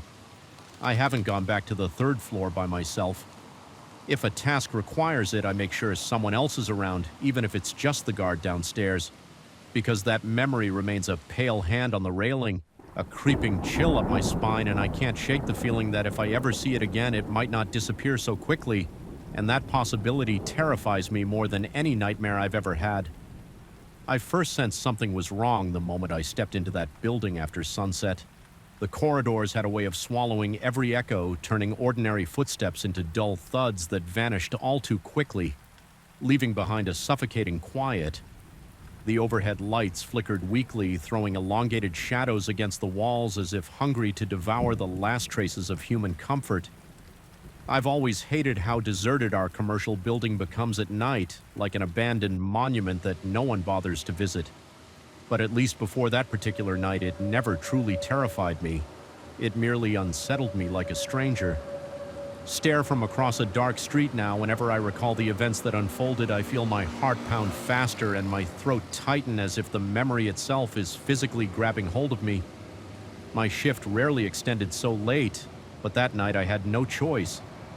I was finishing up some paperwork, and by the time I glanced at the clock, it was well past the normal closing hour. The cleaning staff had already come and gone, and I could have sworn I was the only person left on the entire floor. The silence grew so thick that I could hear the hum of the air conditioning system overhead. It reminded me of a raspy breath like some slumbering beast waiting to wake. At any moment, I wanted nothing more than to pack my things and rush to the safety of my car, but I had to deal with one last chore, taking the trash down to the basement level via the service elevator.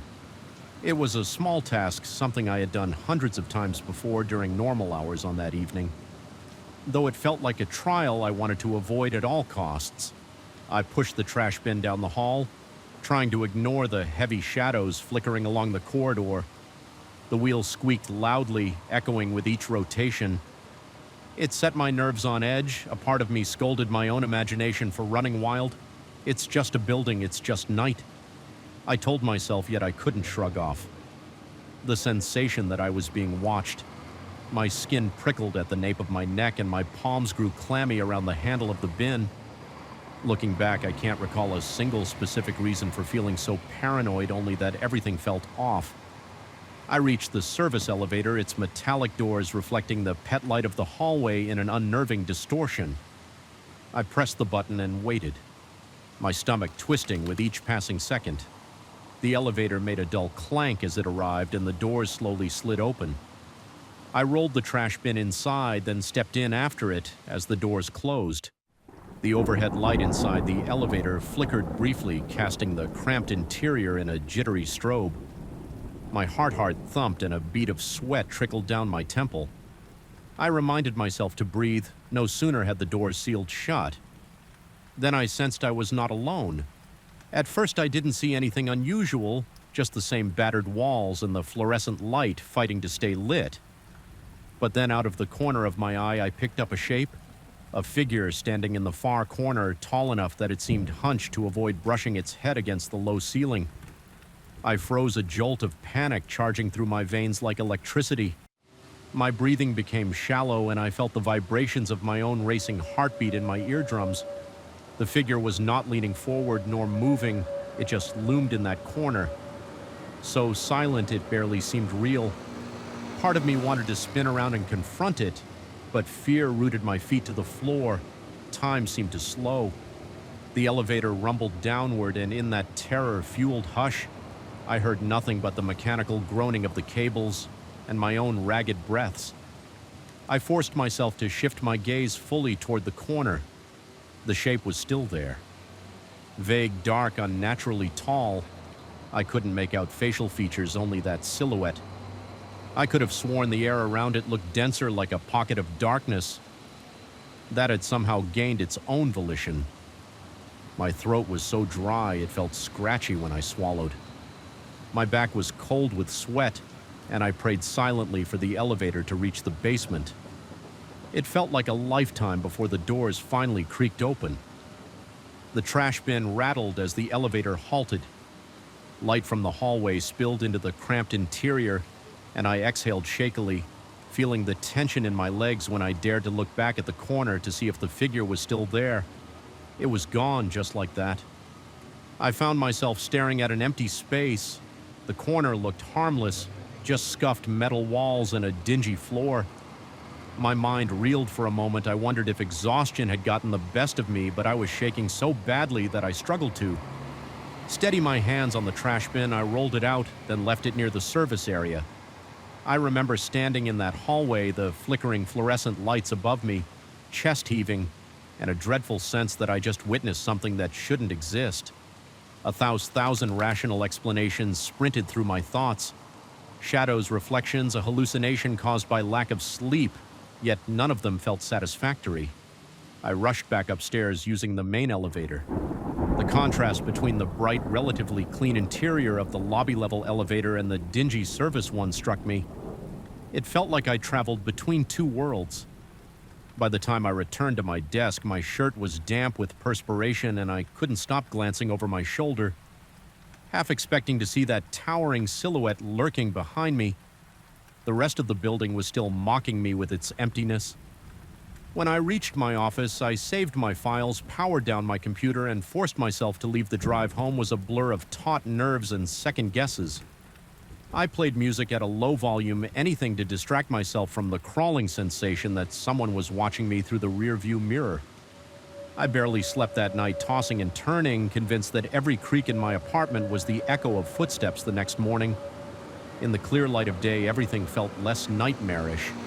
I told myself that the incident had probably been a trick of the mind, maybe a reflection from a nearby reflective surface, or a leftover bag of cleaning supplies that my eyes had distorted into a silhouette still. The memory made my palms sweat. I went back to work determined to find some rational explanation and put my imagination to rest. My first stop was the building security office. The guard on duty was reading a newspaper. I asked as neutrally as possible if I could look at footage from the previous night.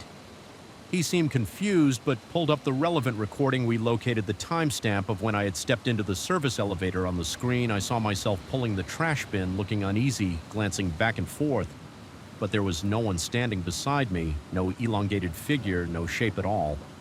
I felt a sickening twist in my gut as I watched the footage.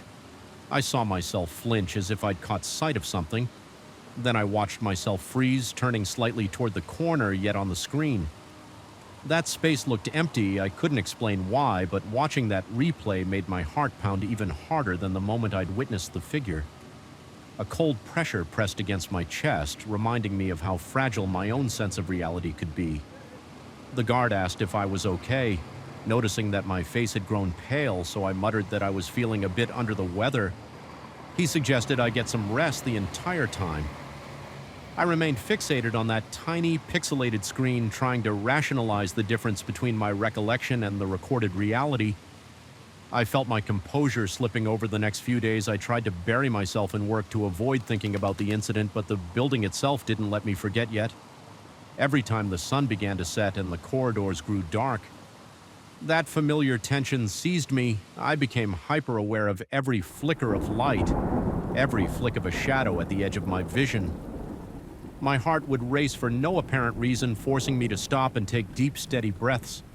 Once I swore I heard a low whisper while I passed the supply closet on the 12th floor, but when I pressed my ear to the door, there was only something silence, Another evening, I caught a brief reflection in a window, a tall shape gliding behind me. But when I spun around, the corridor was empty. My coworker in the cubicle next to mine noticed how jittery I was becoming. He asked if everything was all right with me, and if I needed any help. I told him somewhat truthfully that I'd been having trouble sleeping. He mentioned that maybe I was working too many late nights. I nodded, grateful that he didn't pry further, but inside I felt the dread growing. What if I really was losing my mind at night? My dreams became vivid, feverish nightmares. I would find myself trapped in that service elevator, the lights flickering overhead. Each time the doors opened, the hallway was darker than before. A shape impossibly tall would drift into the elevator like a shadow, made solid, pressing closer and closer until I could feel a freezing presence brushing against my skin. I'd bolt awake gasping and coated in sweat, my pulse hammering. The next day I'd arrive at the office with blurry eyes and a roiling stomach, unable to shake the fear. I tried small, superstitious methods to fend off my paranoia. I kept a flashlight in my pocket, telling myself that if I could flood the corners with light, nothing could hide there. I avoided the service elevator when I could, though occasionally I had no choice but to use it for deliveries. Each time I felt my heart race and my throat constrict, but I never again saw the figure as clearly as that first encounter. I only sensed presences like cold spots in the air or shifts in the darkness. One Thursday evening, I had to work late again. A coworker was waiting for a ride, so I felt marginally safer that I wasn't alone on the entire floor. Eventually, he left, and I was once more the last person in that hollow structure. Outside, the wind howled, rattling the windows. The building seemed to sigh in response, and the lights flickered intermittently. I tried to concentrate on the task at hand, some digital reports that needed to be finished by the next morning, but I couldn't stop myself from glancing toward the corridor. Every so often, I imagined I saw a shape gliding past my peripheral vision, not directly visible, but present enough to make my muscles clench. By the time I finished, it was nearly midnight. I realized I needed to drop off a small package at the mailroom, which unfortunately was accessible only via that same service elevator, or an incredibly long walk down 2 flights of stairs and through a poorly lit corridor. Against my better judgment, I chose the elevator, hoping it would be quick and painless. When I reached the service elevator doors, I paused, noticing they were slightly ajar. A faint light glowed inside, my palms grew slick with sweat, and I felt a chill ripple through my spine. The elevator wasn't moving, but it looked as though someone had pressed the button recently. I stood there for a moment, swallowing against the dryness in my mouth, trying to gather my courage. Then I forced myself to step inside. The overhead light was dimmer than usual, casting thick shadows across the corners. My breath caught as the door slid shut. I pressed the button for the basement. The elevator jerked, descended a few floors, and then stopped with a groan between levels. By the sound of it, my chest tightened as the fluorescent bulb above flickered in and out. Leaving me in near darkness, I pressed the emergency button repeatedly, but nothing happened. A claustrophobic panic rose within me, and I felt my vision dimming at the edges. That was when I saw it again. That tall, looming figure in the corner, motionless but unmistakably present. My lungs burned as I forgot how to breathe properly. I wanted to shout, but my voice stuck in my throat. The flickering light revealed only the vaguest outline, a black column of shadow I could feel, rather than see the intensity of whatever it was staring straight into me. My body started shaking uncontrollably, a cold sweat washing over me. The temperature felt as if it had dropped 10 degrees in an instant. I pressed myself against the opposite corner, heart crashing against my ribcage. The elevator's mechanical hum had gone silent, leaving only the faint crackling of the faulty light fixture. My mind raced. Was this real? A hallucination? Was I losing my grip on reality? All the while I felt that presence looming, almost blending with the darkness, yet more tangible than my own reflection. I closed my eyes, counting my breaths, trying to conjure any explanation that might calm me. But the terror was too absolute. Seconds ticked by like hours until, with a sudden jolt, the elevator came back to life and resumed its descent. The figure didn't disappear this time.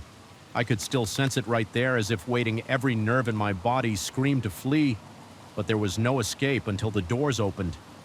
At last, they slid apart with a groan and weak light from the basement. Corridor illuminated the interior. I stumbled out, nearly falling to my knees when I found the courage to glance back. The shape was gone, trembling. I delivered the package to the mailroom. My mind felt fragmented, teetering between rationality and blind panic. I decided then and there that I couldn't keep this up. No job was worth losing my sanity over. I resolved to speak to management the next day, request a shift change, or possibly even quit if it came to that. But that night wasn't done with me yet. As I headed back toward the main lobby, I swore I heard footsteps echoing behind me, heavy, deliberate steps that matched my pace exactly. My heart hammered and the hair on my arm stood on end. I spun around expecting to see someone or something towering over me, but the hallway was empty. My breath was ragged and I was bathed in cold sweat. The walls seemed to close in and the overhead lights flickered madly. I forced myself to keep walking each step, an exercise in sheer will. My mind was shouting at me to run when I finally burst out through the main doors onto the silent street. I let out a gasping sigh, my limbs trembling so badly I could hardly walk straight. The night air felt cold and surreal, but at least it was free from the oppressive aura. Inside the building, I got into my car with fumbling hands. The entire drive home, I kept glancing in the rearview mirror, terrified that I might see that tall silhouette in the back seat. Fortunately, it never appeared by the time I reached my apartment. I was drenched in sweat and, shaking my mind, replayed the elevator sequence over and over like a broken record. The following day, I spoke with management, explaining that I was experiencing severe anxiety and requesting a different schedule. They granted it, albeit with confusion, and I found myself working fewer hours after dark. Yet the knowledge that the building still existed, its darkened corridors and silent elevator shafts waiting for night to fall, weighed on me. Even in the daytime, I felt a prickling paranoia when I had to walk past the service elevator. Sometimes I swore I caught a glimpse of that corner looking darker than normal, like it was harboring something. I've come to realize that I may never truly know what I saw, whether it was a product of my own sleep-deprived mind or something that defies explanation. The experience remains etched into my memory with unnerving clarity. The silhouette's presence felt so real that I can still recall the static-like tension in the air whenever it appeared. Whenever I find myself alone in a quiet hallway, even outside of work, I have to steel my nerves against the creeping dread that I'm being observed by something just beyond the edge of vision. On my last day in that position, as I was clearing out my desk, I mustered the courage to take one final ride down the service elevator. I told myself I wanted closure. I pressed the call button and the doors slid open with their usual dull chime. I stepped inside, half expecting the light to flicker, half expecting that looming figure to greet me. But the elevator stayed well lit, humming softly, descending all the way to the lobby without incident. I couldn't decide if I was relieved or unnerved. A part of me almost felt that the presence was simply choosing not to show itself this time, leaving me to question whether the events really happened or if my psyche had conjured them under stress. I left the building feeling unsteady, a knot of tension lodged in my chest even now after moving on to a different job. The memory lingers. The nighttime hush of that building still haunts my thoughts. Sometimes I dream of it, an endless labyrinth of vacant floors and flickering lights, with that towering shadow waiting for me in the corner of the elevator, watching, quietly refusing to let me forget. Even though I escaped it physically, the lingering doubt and fear have stayed with me. I suspect they always will. It's difficult to convey the power of an experience that defies reason. I've tried to tell myself that it was a waking nightmare, a trick of peripheral vision or an artifact of my exhausted brain. Yet there's a corner of my mind that insists what I saw was real, that no matter how many sunlit days pass, something in that building remains, something that emerges when the corridors fall silent and the clocks tick past midnight, something that doesn't register on security footage but stands just an inch away from your greatest dread, pulling the strings of your terror like a maestro of the unknown. I wish I could say it's all behind me, but the truth is, That moment in the service elevator changed how I see deserted hallways, flickering lights, and yes, even my own reflection. I feel uneasy with the idea that we can't always trust the evidence of our eyes or the recording of a camera. Sometimes what we see and what we don't are two halves of a horrifying secret, and sometimes that secret is tall, silent, and waiting in the shadows for your moment of weakness. Even though no physical harm came to me, I can't help but feel that the scars left on my psyche might never fully heal. The building still stands and night still falls, and I know somewhere behind those vacant corridors and dark corners the presence lingers unseen but never truly gone. I arrived at the family's rural property with a weariness that felt almost tangible.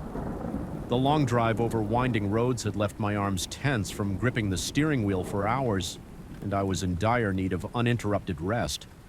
Yet from the moment I stepped onto the uneven wooden porch, something felt amiss. The wind was still the air, almost thick, and the sun, though bright, did not seem to warm my skin. I remember stepping into the house, dropping my bag by the door, and sensing a certain hollow in the silence. It was as if the place exhaled stale air, greeting me with an uneasy calm. This was supposed to be a sanctuary, a refuge from the chaos of the city and the stress that had been gnawing at my mind. Instead, the atmosphere seemed to pulse with anticipation, like it was waiting for something I had no name for. I tried to dismiss my unease as mere exhaustion. My family's farmhouse, tucked away at the edge of a quiet stretch of land, had always been a bit isolated, and I told myself that isolation can sometimes feel eerie if you are alone after settling in. I wandered through the familiar rooms, noticing how age had worn the wooden floors and stained the curtains. The thick walls appeared to trap the light in strange ways, casting odd shadows that seemed to move. As I passed, the smell of old timber, dusty shelves, and distant memories lingered in the corridors, a faint reminder of the generations before me who had called this place home. The bedroom assigned to me was small and sparsely furnished, just a narrow bed, an old chest of drawers, and a full-length mirror leaning in the corner. The mirror's wooden frame was intricately carved with swirling patterns, probably hand-hung decades ago. It gave off a dark gloss as though it had been polished countless times, yet never lost its antique dullness. Something about that frame caught my attention immediately. Maybe it was the way the carving seemed to converge at the top, forming a vaguely unsettling shape like a face without features. I chalked it up to my overactive imagination. My muscles ached, and all I wanted was to lie down, close my eyes, and drift into oblivion. That first night passed quietly enough, though I woke once or twice heart-thumping for reasons I couldn't pinpoint. I recall a momentary sense of vertigo when I glanced at the corner where the mirror stood. It reflected moonlight in a distorted silhouette so faint, I wasn't sure if it was actually there or just a trick of my exhausted mind. The room felt colder than it should, prompting me to pull the covers up to my chin and try to breathe calmly. Eventually, I slipped back into a restless sleep, telling myself I was simply on edge from the change in environment. The second day was meant to be a chance to relax, so I spent most of the morning walking around the property. The field seemed serene, dotted with small clusters of wildflowers and overgrown grass that swayed in a breeze I could barely feel. Every so often I would hear the distant crack of a branch or a faint rustle among the shrubs. Each time I glanced around, I saw nothing out of place, yet a prickle of anxiety lingered at the back of my neck as I made my way back to the house. The sky began to darken with thick clouds, and the air became strangely still again. That stillness weighed on me like a silent warning. After a simple dinner, I tried to keep my mind occupied by reading an old book I found on the shelf, but my attention kept drifting to the corridor beyond the living room. It was dimly lit by a single lamp, and the shadows seemed to stretch impossibly long, forming shapes that tugged at the corners of my vision. I thought I heard a soft shuffle of footsteps along the hallway, but reasoned it away as the old house settling. I decided it was best to head to bed early, hoping a good night's sleep would banish the tension coiling in my chest. I slipped under the covers, letting the mattress creak beneath my weight. The rain started to fall gently at first, then intensified, tapping against the window in a steady rhythm. My eyelids grew heavy just as I began to drift off. A soft sound, like a sigh, reached my ears, I opened my eyes, my heart thawing in response. The sound was so faint I wondered if I had imagined it, but it left me alert. Every nerve on edge, I strained my hearing for a moment, but the only thing I registered was the persistent drumming of the rain. Slowly, I allowed myself to relax, sinking once more into that half-conscious state between waking and dreaming. Sometime in the dead of night, I came awake with a sudden gasp. My breathing was shallow, chest tight, with unprovoked panic. It felt as if I had jolted out of a nightmare. Though I couldn't remember any details, my gaze darted around the dark room until it fell on the mirror in the corner. The surface seemed hazy, like it was covered in a thin film of breath. I found it odd because the house wasn't especially humid, and the temperature wasn't significantly cold or warm to cause condensation.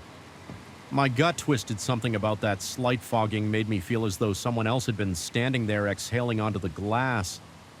I got up, my pulse hammering in my ears. Each step I took toward that mirror made the boards beneath my feet creak ominously. My throat went dry as I inched closer in the darkness. I could see my pale face reflected back at me. My eyes looked unnaturally wide, rimmed with shadows from poor sleep. Then, for the briefest flicker of an instant, I caught a glimpse of something else, another outline, a facehook hovering beside mine. My heart slammed in my chest and I staggered back nearly, tripping over my own feet when I dared to look again. All I saw was my own terrified expression. The haze on the mirror was still there, but it offered no sign of that second face. I stood there trembling, adrenaline surging through my veins. My stomach turned and a cold sweat broke out on my forehead. Eventually, I forced myself to return to bed. Sleep was a lost cause, but I lay down out of sheer exhaustion, heart pounding and skin clammy. I must have drifted off sometime near dawn because the next thing I recall is the faint light of morning seeping through the curtains at breakfast. I felt disoriented and on edge. My hands shook slightly as I poured coffee and my appetite was non-existent. The oddness of the night weighed on me, but I tried to maintain some sense of normalcy by sticking to a routine. I cleared the table, walked outside to check the property line, and did my best to ignore the persistent feeling that I was being watched in the periphery of my vision. I sometimes thought I saw a dark silhouette standing by the side of the house, but every time I turned my head, there was nothing, just an empty stretch of grass and a few leaning trees. The third night arrived with a suffocating heaviness. It was as though the air itself had thickened, making it difficult to breathe. My nerves were raw and my entire body felt tense. I settled into bed, leaving the lamp on this time, desperate to dispel some of the looming shadows. The mirror's reflection cast a distorted glow along the walls, creating wavering shapes. I tried to read for a bit, but every small noise, a creak of the floor, the rustle of the wind outside made me jump. Eventually, I turned off the lamp, hoping darkness might bring relief. Sleep was elusive. My mind conjured images of that mirror, remembering how the glass had looked clouded the night before, and how just for an instant I thought I saw another face. A chill crawled up my spine as I imagined that unknown presence hovering just beyond my line of sight.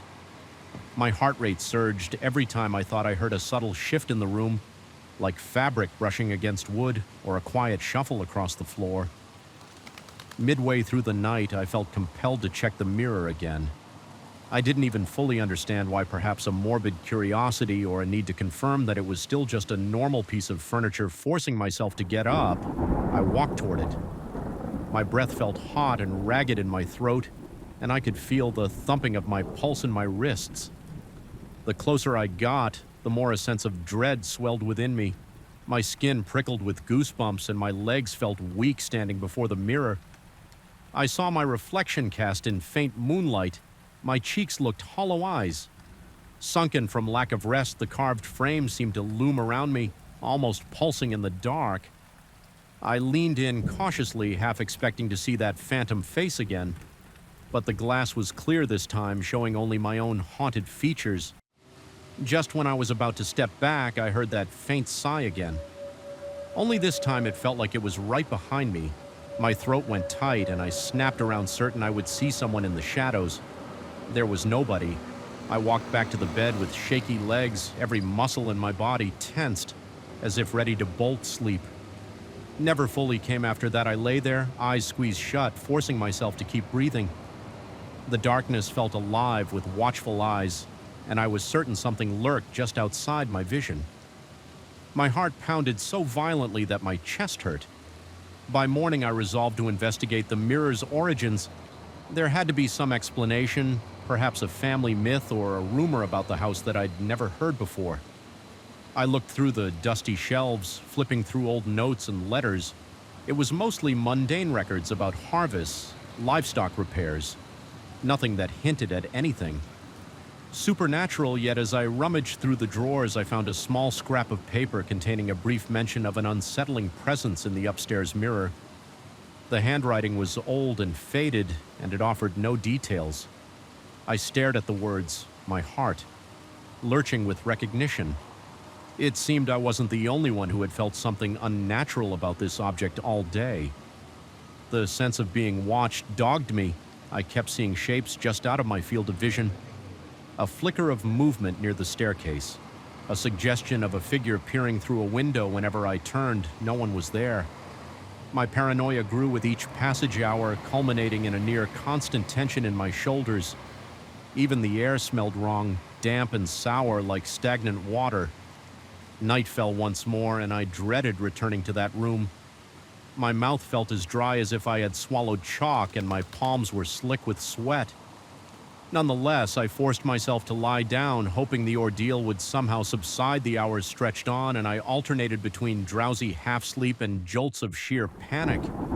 At some point, I became aware of a raspy sound like labored breathing.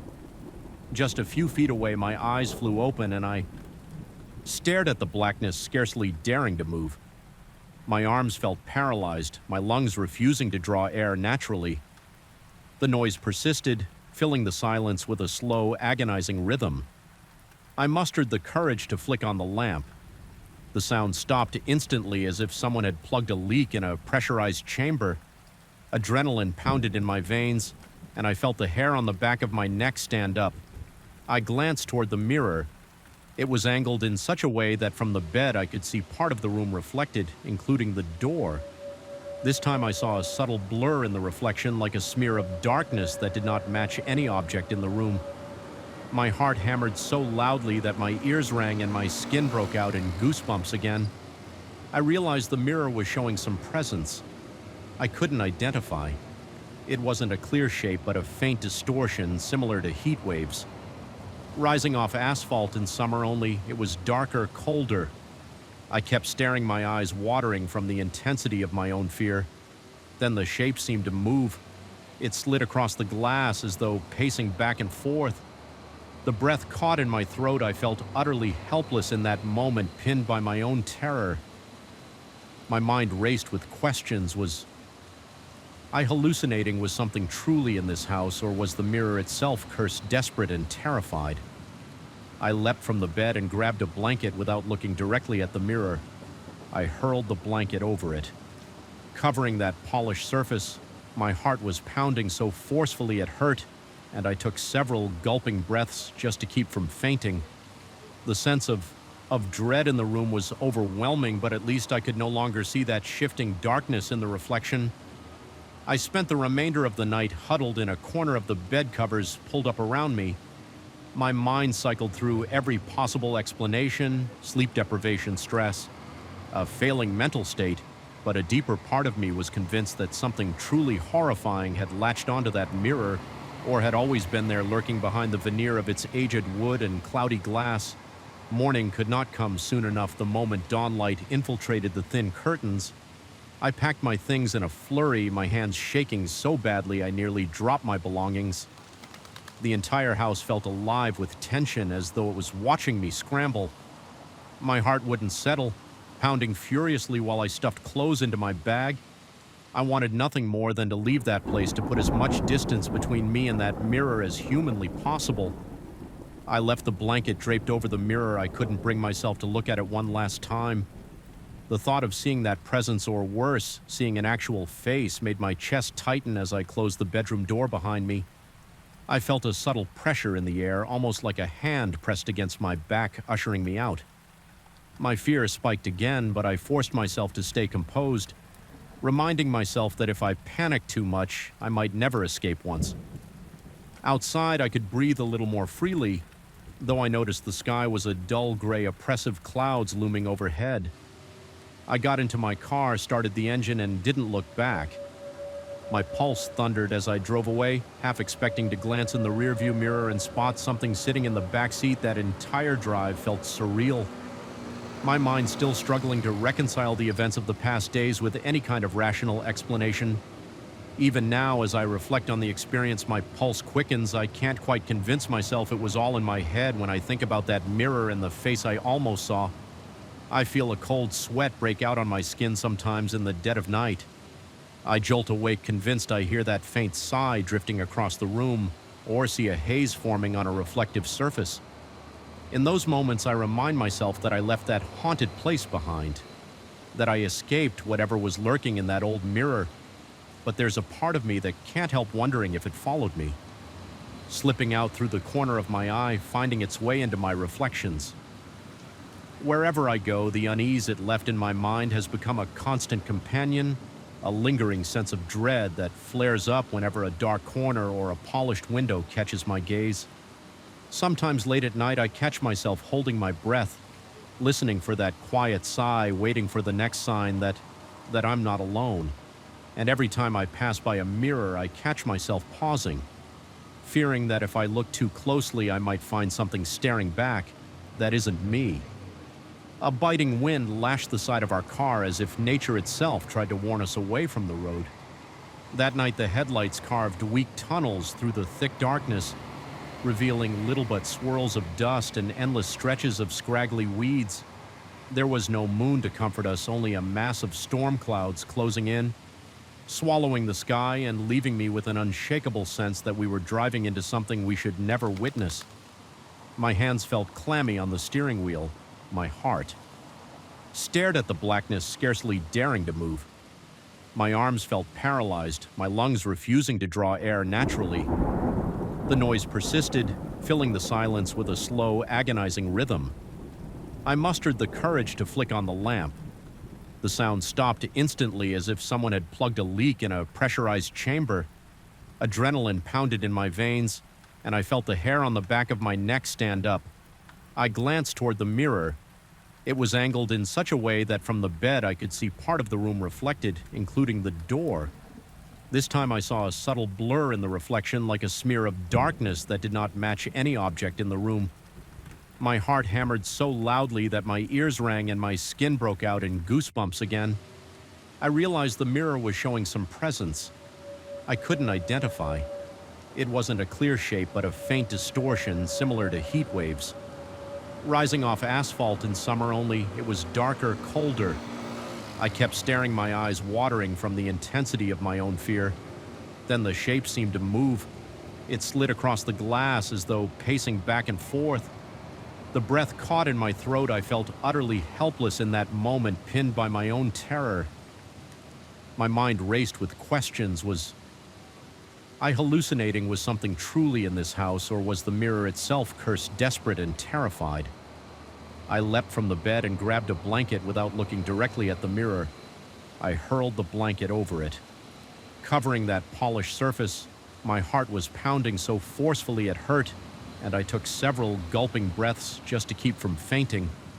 The sense of dread in the room was overwhelming, but at least I could no longer see that shifting darkness in the reflection. I spent the remainder of the night huddled in a corner of the bed covers pulled up around me. My mind cycled through every possible explanation: sleep deprivation, stress, a failing mental state, but a deeper part of me was convinced that something truly horrifying had latched onto that mirror, or had always been there, lurking behind the veneer of its aged wood and cloudy glass. Morning could not come soon enough. The moment dawnlight infiltrated the thin curtains, I packed my things in a flurry, my hands shaking so badly I nearly dropped my belongings. The entire house felt alive with tension, as though it was watching me scramble. My heart wouldn't settle, pounding furiously while I stuffed clothes into my bag. I wanted nothing more than to leave that place to put as much distance between me and that mirror as humanly possible. I left the blanket draped over the mirror. I couldn't bring myself to look at it one last time. The thought of seeing that presence, or worse, seeing an actual face, made my chest tighten as I closed the bedroom door behind me. I felt a subtle pressure in the air, almost like a hand pressed against my back, ushering me out. My fear spiked again, but I forced myself to stay composed, reminding myself that if I panicked too much, I might never escape once. Outside, I could breathe a little more freely, though I noticed the sky was a dull gray, oppressive clouds looming overhead. I got into my car, started the engine, and didn't look back. My pulse thundered as I drove away, half expecting to glance in the rearview mirror and spot something sitting in the back seat. That entire drive felt surreal. My mind still struggling to reconcile the events of the past days with any kind of rational explanation. Even now, as I reflect on the experience, my pulse quickens. I can't quite convince myself it was all in my head when I think about that mirror and the face I almost saw. I feel a cold sweat break out on my skin sometimes in the dead of night. I jolt awake, convinced I hear that faint sigh drifting across the room, or see a haze forming on a reflective surface. In those moments, I remind myself that I left that haunted place behind, that I escaped whatever was lurking in that old mirror, but there's a part of me that can't help wondering if it followed me, slipping out through the corner of my eye, finding its way into my reflections. Wherever I go, the unease it left in my mind has become a constant companion, a lingering sense of dread that flares up whenever a dark corner or a polished window catches my gaze. Sometimes late at night, I catch myself holding my breath, listening for that quiet sigh, waiting for the next sign that I'm not alone. And every time I pass by a mirror, I catch myself pausing, fearing that if I look too closely, I might find something staring back that isn't me. A biting wind lashed the side of our car as if nature itself tried to warn us away from the road. That night, the headlights carved weak tunnels through the thick darkness, revealing little but swirls of dust and endless stretches of scraggly weeds. There was no moon to comfort us, only a mass of storm clouds closing in, swallowing the sky and leaving me with an unshakable sense that we were driving into something we should never witness. My hands felt clammy on the steering wheel. My heart pounded so violently that each beat seemed to echo within the silent interior. Even my friend, who usually possessed an unflappable excitement for roadside adventures, had grown unusually quiet. It was the kind of night when the world seemed hollow, and yet everything was charged with the promise of menace. I recall that we had set out earlier that day with bright intentions. We wanted a collection of off-the-beaten-path photographs, something to impress other enthusiasts who swore by tourist traps we'd planned meticulously, layering up memory cards and external batteries, convinced that our spontaneous route along old unmarked back roads would yield stunning shots of abandoned barns and rolling fields. By the time the sun sank behind the hills, leaving the landscape dull gray, I already felt a sense of creeping unease. We were deep in the middle of nowhere, with the next town pinned on a map that looked more theoretical than actual. My friend had said we'd find a small motel if we kept going north, so I reluctantly agreed to continue, but as we turned onto a pitted dirt road around 10 at night, a hollow feeling in the pit of my stomach told me we were making a mistake. The only light came from our high beams, feeble and flickering, illuminating twisted fences and occasional clumps of trees that leaned across the road like conspirators. The notion that we might see a house or another car seemed increasingly far-fetched. The place was eerily deserted. Then I saw him, a lone figure walking on the shoulder, no jacket, no visible bag, arms hanging at his sides. At first, I nearly convinced myself I was hallucinating. No one would be out there in the freezing wind with darkness engulfing all directions. But there he was. I slowed down reflexively, uncertain if he needed help, and that was when he lifted one hand in a stiff motion, signaling for us to stop. His face, illuminated by our headlights, was painfully neutral. His eyes held no warmth or desperation, only a stillness that set my nerves ablaze. I could not explain why, but something in that gaze made me feel as if I were an intruder. My friend murmured that we should offer him a ride, but I found myself shaking my head. Every instinct told me to keep going. I gave the slightest nod of acknowledgement to the stranger but pressed on the accelerator. I saw his expression remained unchanging through the side mirror, and the reflection of his eyes never wavered. Even as the car picked up speed, he stood there motionless, staring after us for the next 30 minutes. The road seemed endless and suffocating. My friend asked repeatedly whether we had made the right choice, but I barely managed to answer. Instead, I felt my skin prickle with waves of cold sweat.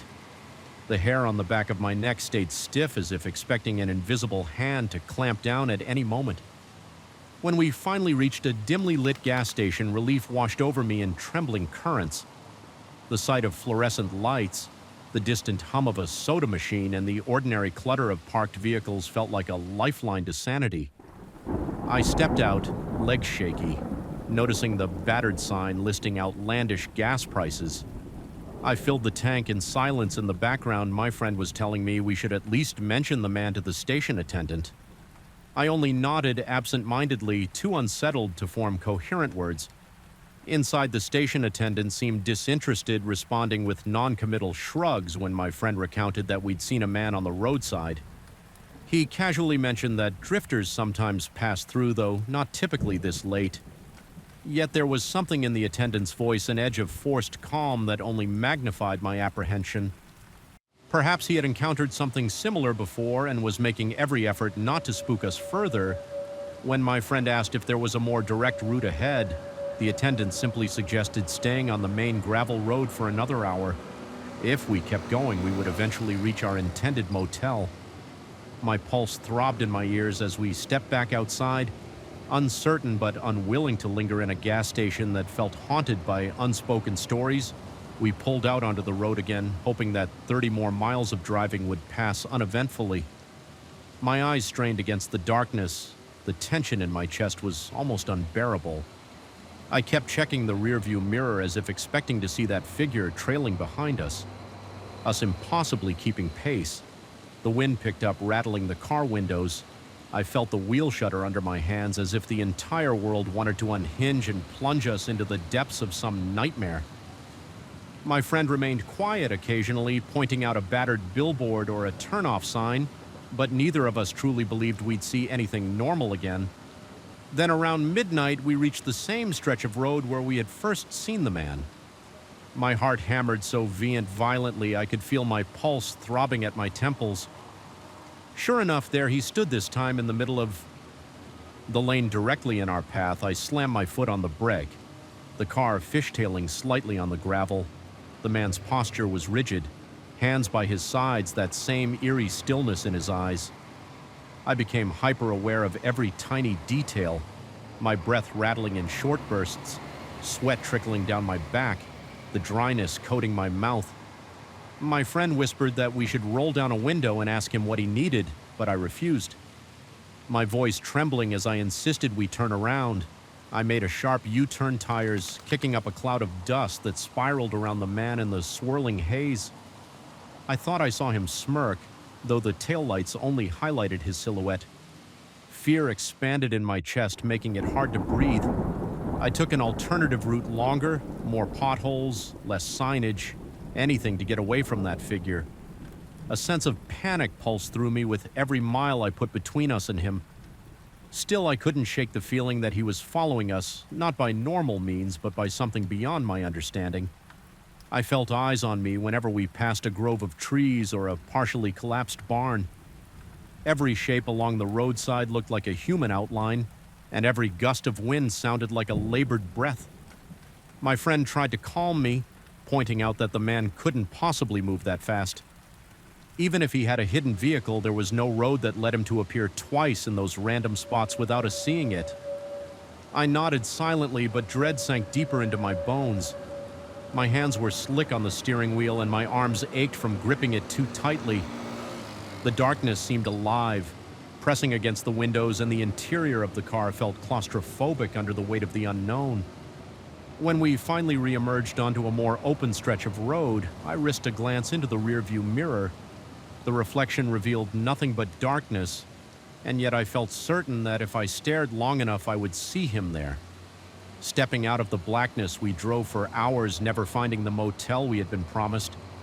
Instead, we passed boarded-up houses with broken windows and sagging roofs, their decaying structures looming out of the darkness like silent sentinels. There were no lights in any windows, no signs of life, only the relentless hush of the wind. Every so often, I swore I heard a low thud under the car like a muffled footstep on the trunk, but each time I pulled over to check there was nothing. The engine purred, the road stretched ahead, and the emptiness around us felt like it would swallow us at any moment. A creeping paranoia began to gnaw at my mind. I questioned whether I had really seen the man twice or if the night was playing tricks on my exhausted senses. My friend tried to reassure me, suggesting that maybe we had simply passed two different hitchhikers who wore similarly dark clothes, but I knew it was the same man with the same blank expression and unnaturally intense stare.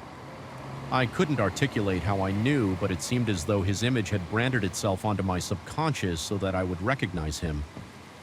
No matter how quickly we drove by, each time I recalled his vacant face, my heart began pounding new, and a wave of goosebumps spread over my arms.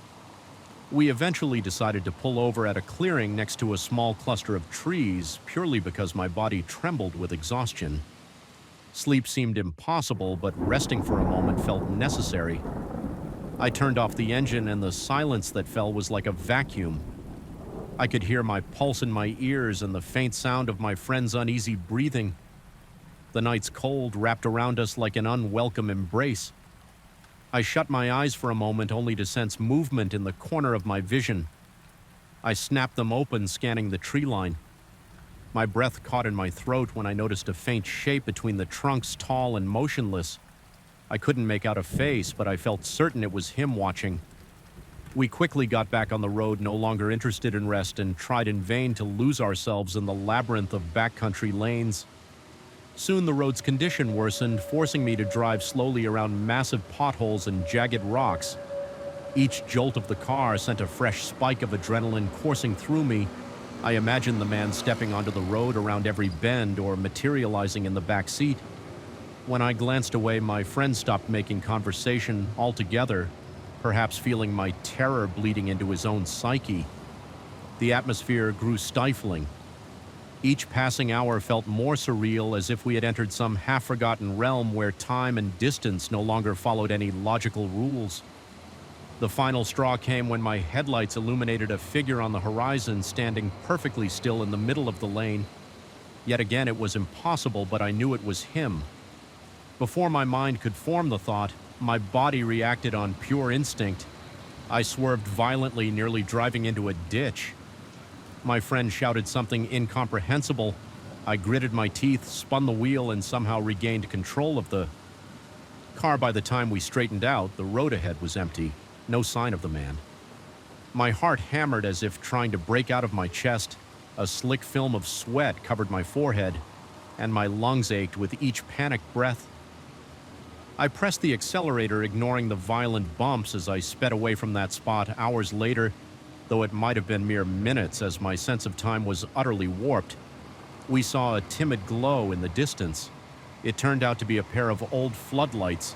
Illuminating a rickety metal sign, it marked the edge of a small town we'd never heard of, but at that moment it felt like a divine beacon. We pulled into the single motel near the sign, and I practically stumbled out of the car, legs numb and heart still drumming. My friend muttered that he didn't care what the room looked like.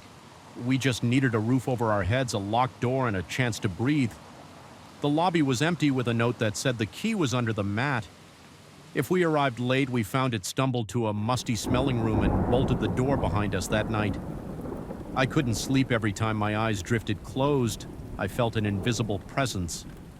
Just beyond the window, my heart wouldn't slow its gallop. Each rustle of wind made me tense, half convinced the door handle was about to turn. At some point, I sank into a restless doze filled with swirling images of headlights, empty roads, and that piercing stare. When morning finally arrived, the grim pale light gave me no comfort. I felt as though I had escaped a labyrinth of nightmares, but I could not shake the certainty that something had followed me out. We left that town as soon as we could, opting for a more populated route back to civilization. Yet even in daylight, every roadside figure triggered a jolt of panic, and my chest constricted until I was certain it wasn't him. I've replayed those events countless times since I've wondered whether I hallucinated the entire thing, or if we inadvertently crossed paths with something not entirely human. Sometimes in the dead of night, I recall the way his eyes looked under the headlights, cold, unblinking, as if dissecting my soul with a single glance.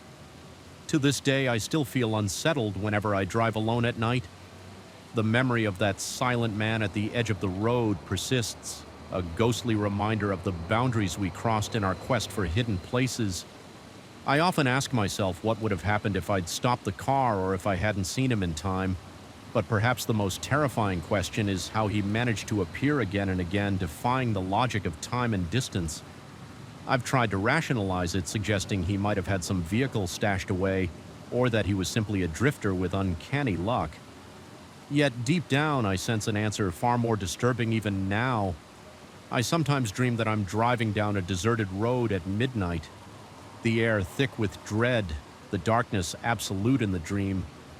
I see the man again standing in the middle of the lane, impossibly close to my headlights as I press the brake pedal. He turns his head and stares straight into my eyes, wordlessly demanding something I cannot give. I always wake with a racing heart drenched in sweat, uncertain whether I've just escaped a dream or momentarily glimpsed another reality, and I suspect that if I ever venture back to those forsaken roads, I might find him waiting. Eternal, silent, and inescapable. The thought still sends a cold shiver through my entire body, a reminder that not all roads lead to places we're meant to go. Sometimes the darkest paths are better left unexplored. From the moment I turned off the main highway onto that lonely dirt road, I sensed something was wrong. It was an oppressive kind of silence that seemed to settle around me, as if the breeze and the birds conspired to hush themselves. In my presence, my headlights traced the contours of leaning trees, their branches reaching out like skeletal arms, urging me to turn back, but I was determined to find this hidden stretch of river that I had been told was perfect for fishing. Remote, calm, and rarely visited, I had planned this weekend to clear my head, to be far from the noise of the city. Yet I couldn't shake the feeling that I was trespassing somewhere I didn't quite belong. My gut told me that I was heading toward an experience I would rather not have. Even before I arrived at the campsite, by the time I finally parked, dusk was already thick around me. The orange glow on the horizon had receded into a faint purple haze, leaving the landscape coated in a veil of shadows. Standing by the trunk of my car, I realized just how isolated I was. There were no other vehicles, no signposts, no lights from distant cabins or houses, only an endless expanse of trees and brush, punctuated by the faint gurgle of flowing water somewhere beyond. I felt a momentary spike of unease, but I forced myself to ignore it. I told myself I was just being overly cautious, that this was precisely the solitude I had longed for. I trudged down a narrow trail leading to the riverbank, gear clinking with each step, the dusty ground crunching underfoot. Eventually, I found the spot I had been told about, a gentle bend in the river where the current slowed enough to create a shallow pool. The water glistened under the last remnants of twilight, looking deceptively calm. Perfect for casting a fishing line, I thought I set up my tent close to the river's curve, driving the stakes into the hard ground with deliberate, forceful blows, as though asserting my presence might ward off any misgivings. My breath was steady, but my heart thumped a little louder than usual. I tried to quell my own nerves by focusing on the mundane tasks of securing the tent, unrolling my sleeping bag, and prepping a small area for a campfire. When night finally fell, it descended completely. The moon was a thin crescent, giving me only the barest sliver of light. My fire struggled against the inky darkness, spitting and crackling, but never truly illuminating the full expanse around me. Every few minutes, I would hear a rustling in the nearby brush or the plop of a fish somewhere downstream, and I'd feel the hairs on my neck bristle. I reminded myself that all forests come alive at night. Small animals, scurry insects, buzz branches sway. These were normal sounds, yet each subtle noise was enough to send a fresh jolt of adrenaline through my body. The sensation of being watched was already creeping in, but I tried to suppress it. I sat on a folding chair near the fire, my fishing rod set aside for the early morning hours. The temperature dropped faster than I expected. and a cool wind carried the smell of wet earth and decaying leaves as I warmed my hands near the flickering flames. I caught a glimpse of movement across the river, a dark shape taller than any bush shifting among the trees on the opposite bank. At first I strained to see if it might be some animal, maybe a deer or a lost hiker, but there was something unnatural in the way it moved, slow and deliberate, as if it was examining me. My pulse quickened and my mind raced through a jumble of possibilities. Whatever it was, it made no sound, just footsteps, heavy and resonant, snapping twigs underfoot. I felt a cold spike of fear carve a path through my gut. I wanted to call out to ask who it was and whether they needed help, but the rational part of me resisted the presence of another person here. This late without any kind of flashlight or camping gear. Seemed off, my adrenaline spiked even more.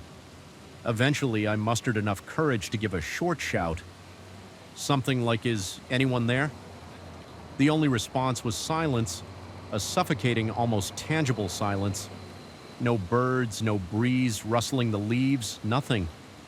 Despite the warmth of the fire, my skin broke out in goosebumps. Anxiety slithered up my spine, and I kept telling myself that maybe it was just my eyes playing tricks in the darkness. A few minutes later, the shape shifted again as if it had heard something or decided to move. I saw the figure duck behind a cluster of shrubs. My eyes darted around trying to track its trajectory. Then I heard another series of branches snapping from somewhere behind me on my side of the river. My chest tightened and I shot up from my chair, heart hammering so violently I could hear the blood pounding in my ears. A wave of dizziness overtook me and I had to take a few steps to steady myself. The idea that someone or something might be encircling me, approaching from the rear, felt deeply wrong. That primal instinctive alarm I had ignored earlier was now screaming at me to leave my mind churned with possibilities. Perhaps it was a trespasser, a stranger living off the grid, or an over-inquisitive hunter, but there was an odd stillness between each noise, as though the forest itself was complicit in hiding this unseen presence. Even my own breathing sounded too loud. Each exhalation trembled in my throat and my hands felt clammy. My chest felt tight and the nighttime chill seeped into my bones. No matter how close I stood to the fire, time stretched on and the footsteps eventually receded, but I could sense I was no longer alone. I was certain something was waiting just beyond the circle of light thrown by my campfire. My muscles tensed with every stray crack of a branch or shift in the undergrowth. At one point, I tried to focus on the small tasks again. Rearranging some of my gear, sipping water from my canteen, checking the dryness of my spare clothes just to distract myself. Yet my ears never stopped straining for the slightest sign of movement. My skin prickling at the possibility of a hidden observer. When I finally retreated into my tent, I felt anything but safe. I zipped the entrance closed, but that flimsy barrier offered little solace.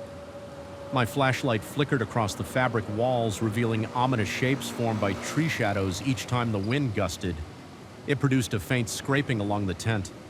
Making me jolt, my heart rate refused to settle, and I lay there with my eyes wide open, ears attuned to every whisper of the night in the darkness. My imagination began to spiral, conjuring images of silent figures crouched just outside, waiting for me to drift off. I tried to calm my mind by counting my breaths, reminding myself that I was simply spooking myself in an unfamiliar place, but logic felt feeble against the suffocating fear that clenched my entire body. Eventually, I sank into a restless sleep, more from sheer exhaustion than from any real sense of security. I awoke in the gray pre-dawn light, feeling groggy and disoriented. My back ached from the uneven ground, and my throat was parched for a moment. I convinced myself that the unsettling events of the previous night had been exaggerated by fatigue. As I stepped outside, the river drifted lazily by and a light fog hovered over the surface.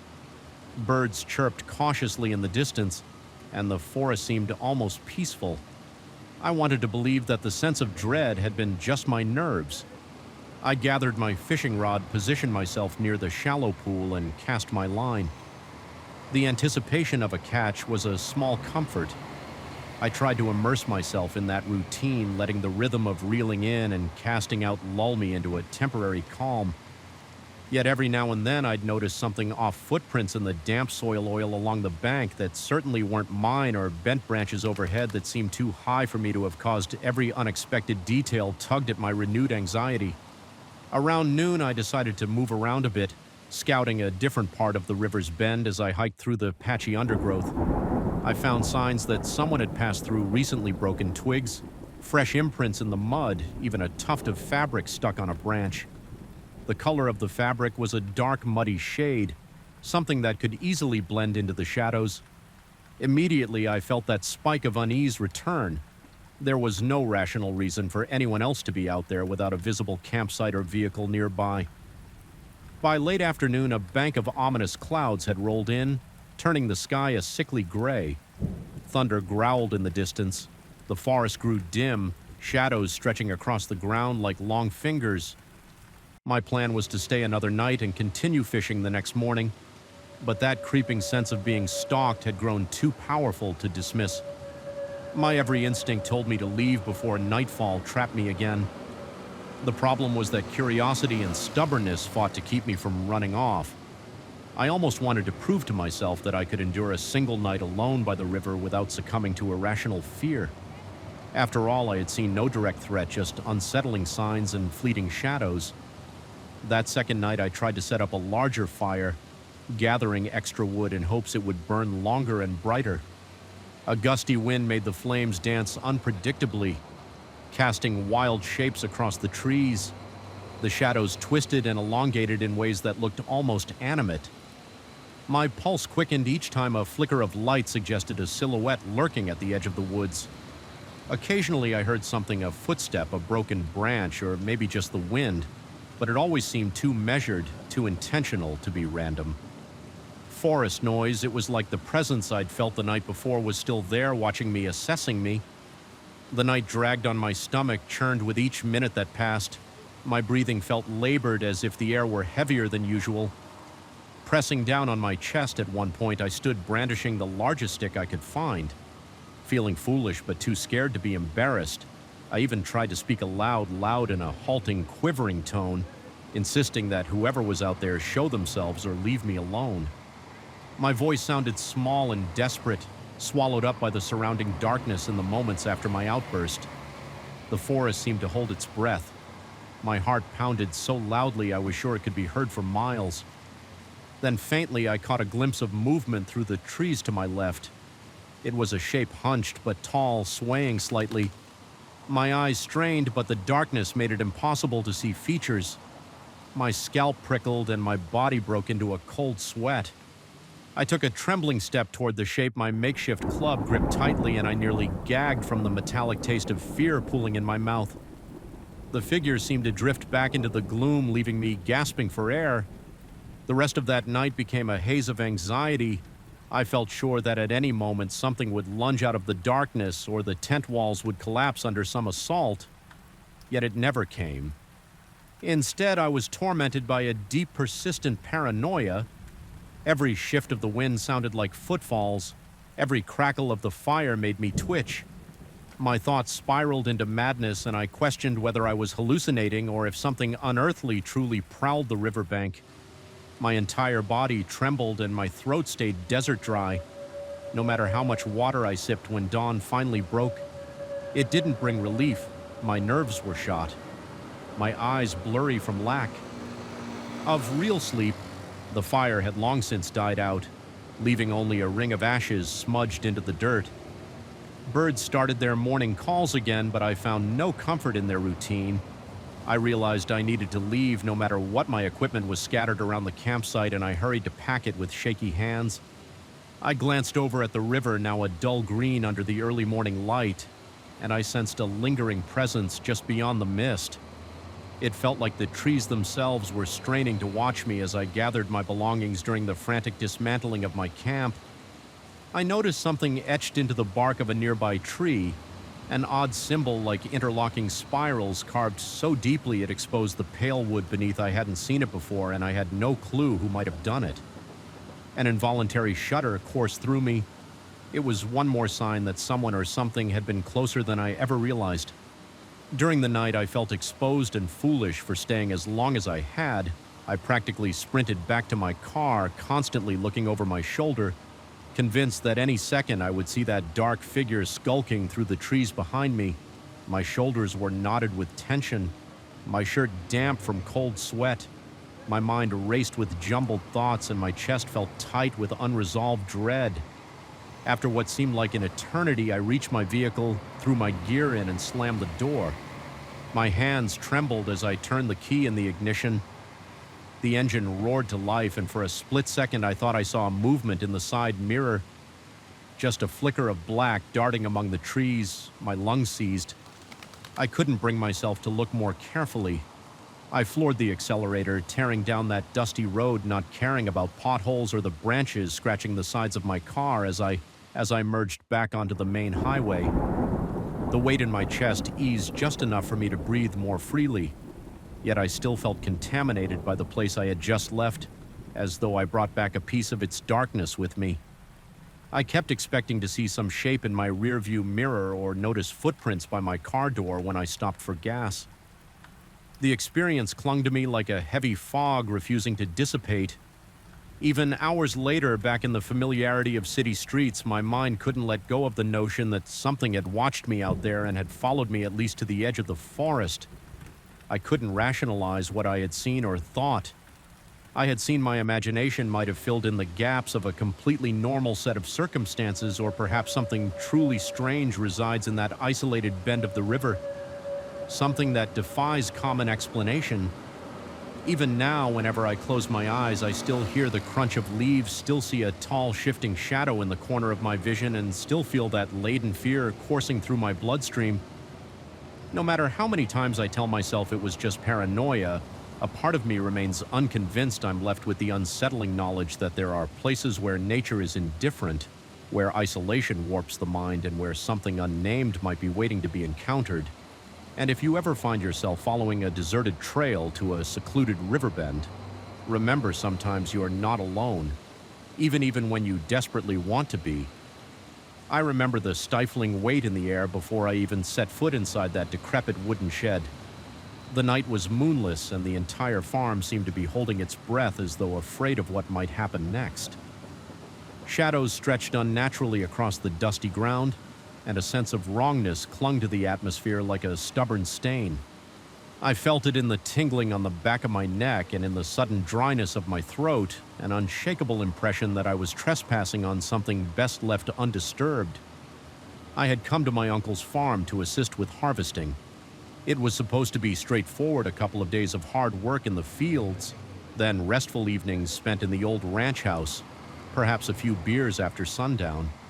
I never imagined I'd be drawn to that condemned shed, the one my uncle always avoided, rarely spoke of after years of disuse. It stood at the edge of the property like a withered sentinel. The planks bowed and splintered from decades of neglect, and yet there was a peculiar magnetism about it.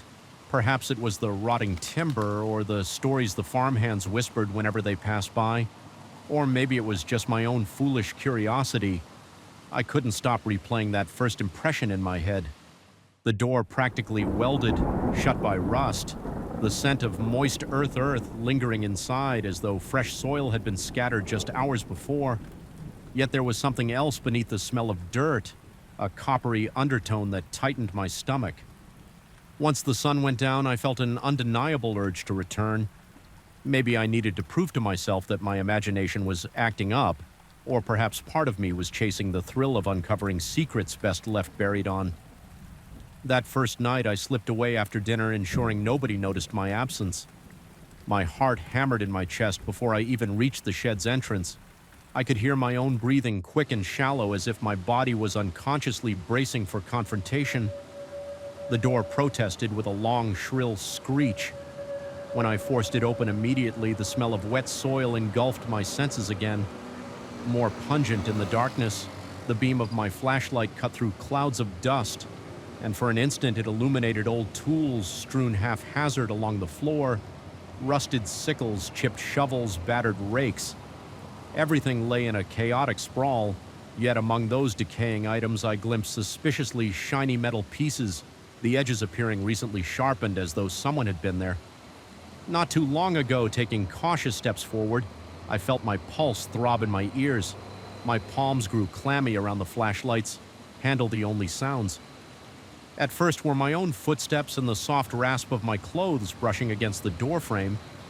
Then I heard movement. It was faint, but it reverberated in the cramped space like a muffled rustling. It reminded me of a large sack being dragged across the floor, or possibly heavy cloth brushing against a solid surface. My breath caught in my throat, pointing the flashlight toward the far corner. I saw only darkness where the light struggled to reach. Then scanning downward, I noticed fresh marks etched into the packed dirt floor. They resembled long, uneven scratches, some shallow, others deeper, as though something sharp had dug into the ground. A wave of cold fear rippled through me. My stomach clenched and a shiver rolled up my spine. I tried to rationalize it. Maybe it was a vagrant seeking shelter or a wild animal rummaging for a warm place. My uncle had warned me more than once that raccoons or stray dogs sometimes wandered into old structures, but something about those scratches didn't seem animalistic. The spacing between them felt too deliberate, as if whatever made them had an almost human sense of intention. I didn't dare linger to find out. I retreated, careful not to make any sudden noise, each floorboard squeaking in disapproval beneath my boots. Just as I neared the door, I heard a loud thud on the external wall of the shed. The vibration traveled through the wood and into my bones. My heart jolted and a violent surge of adrenaline coursed through my veins. Convinced I wasn't alone, I hurried outside without looking back. Once I was out in the open, the night air seemed suffocating rather than refreshing. I stood there paralyzed for a moment. I felt eyes on me, though from where I couldn't tell, the darkness surrounding the shed felt thicker, as if it were wrapping itself around my body. Then from inside, I heard it again, that same dull thud, sounding almost like an echo of my own heartbeat. It took all my willpower not to run screaming into the house. Instead, I forced myself to move. Slowly stepping away with as much composure as I could manage, every step felt heavier than the last, my legs trembling from the residual burst of fear. The next morning, I recounted my experience to my uncle in hushed, nervous phrases. He stared at me skeptically, but agreed to come. Take a look when we went together, though. The daylight offered little comfort. The shed now looked pitifully dilapidated. The sun revealed the extent of the rot in its walls, the sagging roof, and the vines that had started to reclaim parts of the outer structure inside the tools that had appeared so menacing under my flashlight. Now seemed harmless. Corroded relics of times. Gone by the suspiciously sharp edges I had noticed the night before, didn't appear nearly as threatening. Everything looked ordinary in the mundane glare of noon. We found only the faint outlines of footprints and irregular scuff marks, which my uncle concluded might be from raccoons or some other scavenger. He seemed to believe I was merely spooked by the shadows. Still, I could tell he wasn't entirely at ease. I observed how he avoided stepping into the far corner, his eyes flickering there once or twice with a trace of unease. He didn't find anything conclusive, so he simply shrugged and remarked that the place was best left locked throughout the day. I tried to shake off the dread that clung to me. Harvesting corn under the relentless sun should have worn me out enough to sleep dreamlessly, but by the time darkness descended again, my mind was riddled with possibilities. I kept replaying the strange noises, the fresh scratches, and that pungent odor in my head. That night, I felt drawn back as though I were a moth circling a distant flame. Despite my own logical arguments, I found myself standing near the shed's entrance once more, flashlight in hand. This time, I tried to be more methodical. I approached with caution, noticing how the wind seemed to die the moment I stepped into the shed's shadow. There was a stifling stillness around me. Even the crickets sounded muted, as though they recognized this boundary and dared not invade it. My heart pounded so forcefully that my chest felt tight. I flashed my light around the interior. The layout was exactly as I remembered, but something about the air felt even heavier tonight. The smell of damp earth was accompanied by an undertone that reminded me of decaying leaves or stagnant water, only sharper, almost metallic. I knelt beside one of the fresher-looking scratches on the floor and ran my fingers across the grooves. Small particles of soil clung to my skin, and the indentations felt too clean, too precise. Then a peculiar sensation overcame me, like static electricity prickling along my arms. My flashlight began to flicker, plunging the corners of the shed into an even deeper blackness. Whenever the beam wavered in those intermittent flashes of dark, it felt like the corners expanded, swallowing more space than the walls actually allowed, fighting the urge to panic. I wrapped the flashlight against my palm, praying it wouldn't give out entirely. For a few moments it stabilized, revealing something that turned my blood cold along the far beam. Faint scratch marks much higher off the ground ran parallel to those on the floor. These were vertical, as if something had stood on its hind legs or reached upward, clawing at the wood with intense desperation or fury. The realization that whatever made the floor scratches might also have made these marks. While upright triggered a violent wave of nausea in me, suddenly I felt profoundly vulnerable. My throat tightened and my breath grew ragged anxiously. I swung the flashlight around to check if I was alone. That corner where I'd heard movement the night before remained dark, the air there seeming thicker, more oppressive. Each breath I took felt shallower, my lungs constricting as though rejecting the heavy odor. The boards beneath my feet groaned with every shift of my weight, adding an eerie soundtrack to my growing dread. Compelled by an impulse I couldn't fully explain, I forced myself to inch closer to that malignant corner with every step. A subtle pressure formed at my temples like the onset of a headache. My ears began to ring and my heartbeat thundered, echoing in that ringing until I couldn't distinguish external noise from the pounding in my skull. When I finally angled the flashlight to the darkest spot, my eyes struggled to focus. I saw sacks of something stacked behind an old wooden crate. At first I thought they were simply grain bags, that had been left there ages ago. Then I noticed that at least one looked recently used, the burlap not nearly as torn or discolored as I would expect it was, as if someone had been rummaging through supplies in secret, but for what purpose I couldn't guess, hovering there. Gripping the flashlight so tightly my knuckles ached, I began to feel a presence close behind me. It was nothing I could see or hear, yet my instincts flared. The temperature felt as though it had plummeted by several degrees, and goosebumps erupted along my arms. The primal urge to turn around to confront whatever might be looming over me wed with the paralyzing terror that insisted I keep my gaze forward. My muscles twitched with tension. Slowly I turned, shining the light in a wide arc across the shed. All I found was stillness. But the sensation of being watched did not subside. In that deafening silence, I became aware of an odd scraping noise.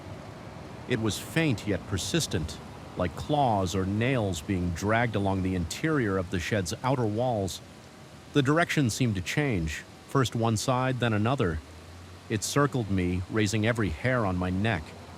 My mouth went dry, my tongue turning thick and useless.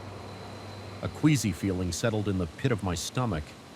My rational mind insisted there had to be a logical explanation. Possibly rats or wind-catching stray branches or an echo of the barn's old wooden frame.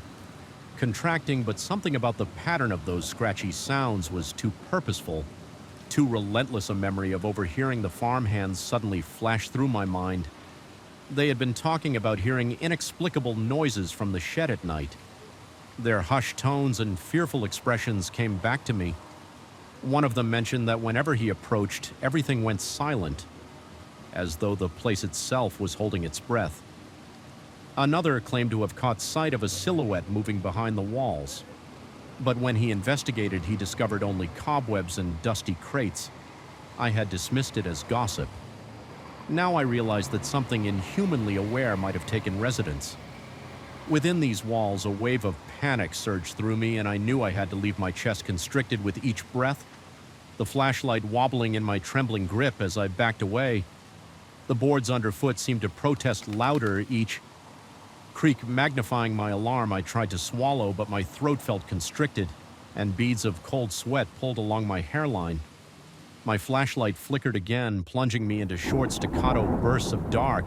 In those momentary blackouts, it felt like the air pressed in closer, as if something intangible was trying to smother me. My pulse soared so high I could practically feel my heartbeat in my eyeballs.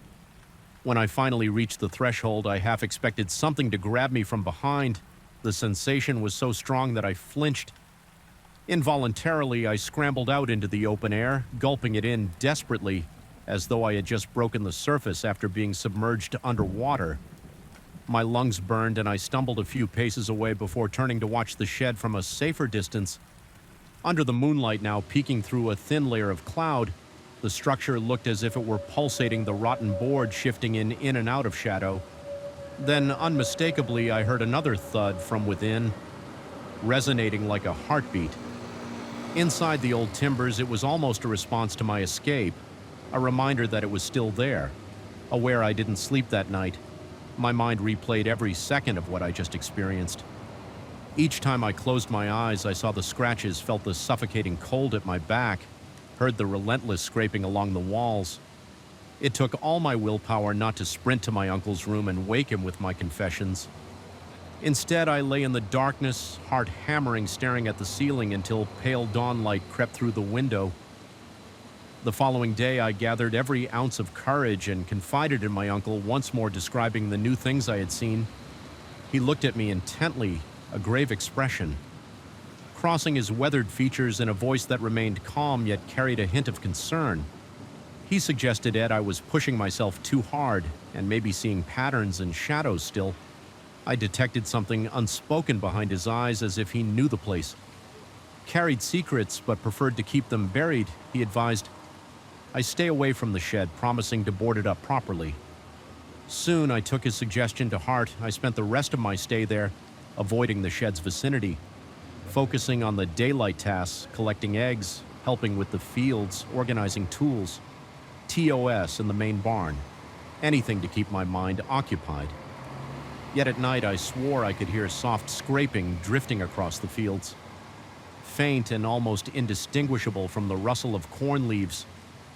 Sometimes I imagined a shape standing by the shed door, tall and contorted in the moonlight, but I never allowed myself to look too closely. Perhaps it was my imagination, or maybe it was real. Either way, I dreaded confirming it when the harvest ended and my time at the farm concluded. I packed my bags with trembling hands. My uncle was grateful for my help, but he couldn't hide the relief in his eyes as I drove away. Even now, whenever I think back on that shed, I recall the suffocating tension in the air, the metallic smell layered over damp earth, and the deep scratches that defied logical explanation. I still feel that spectral gaze following me, a lingering sense that something observed my every move I escaped, without tangible injuries or final answers. But the farm no longer holds the peaceful memories it once did. Instead, it stands as a reminder of how fragile our understanding of reality can be, even in the daylight when all seems safe. There are places better left locked and forgotten, and at night those places breathe with an unseen presence, as though they are waiting for the next curious soul to wander inside. I'll never set foot in that shed again. I tell myself that I should be thankful I left with my sanity intact, but I'm not entirely sure I did. Sometimes in the silence of my own home, I hear that faint scraping in the walls. My heartbeat spikes and my skin prickles with the same electric dread I felt that night. Then I remind myself that it's just the house settling or the pipes groaning. But each time, deep down, there's a small part of me that knows better. Some doors once opened are never truly closed for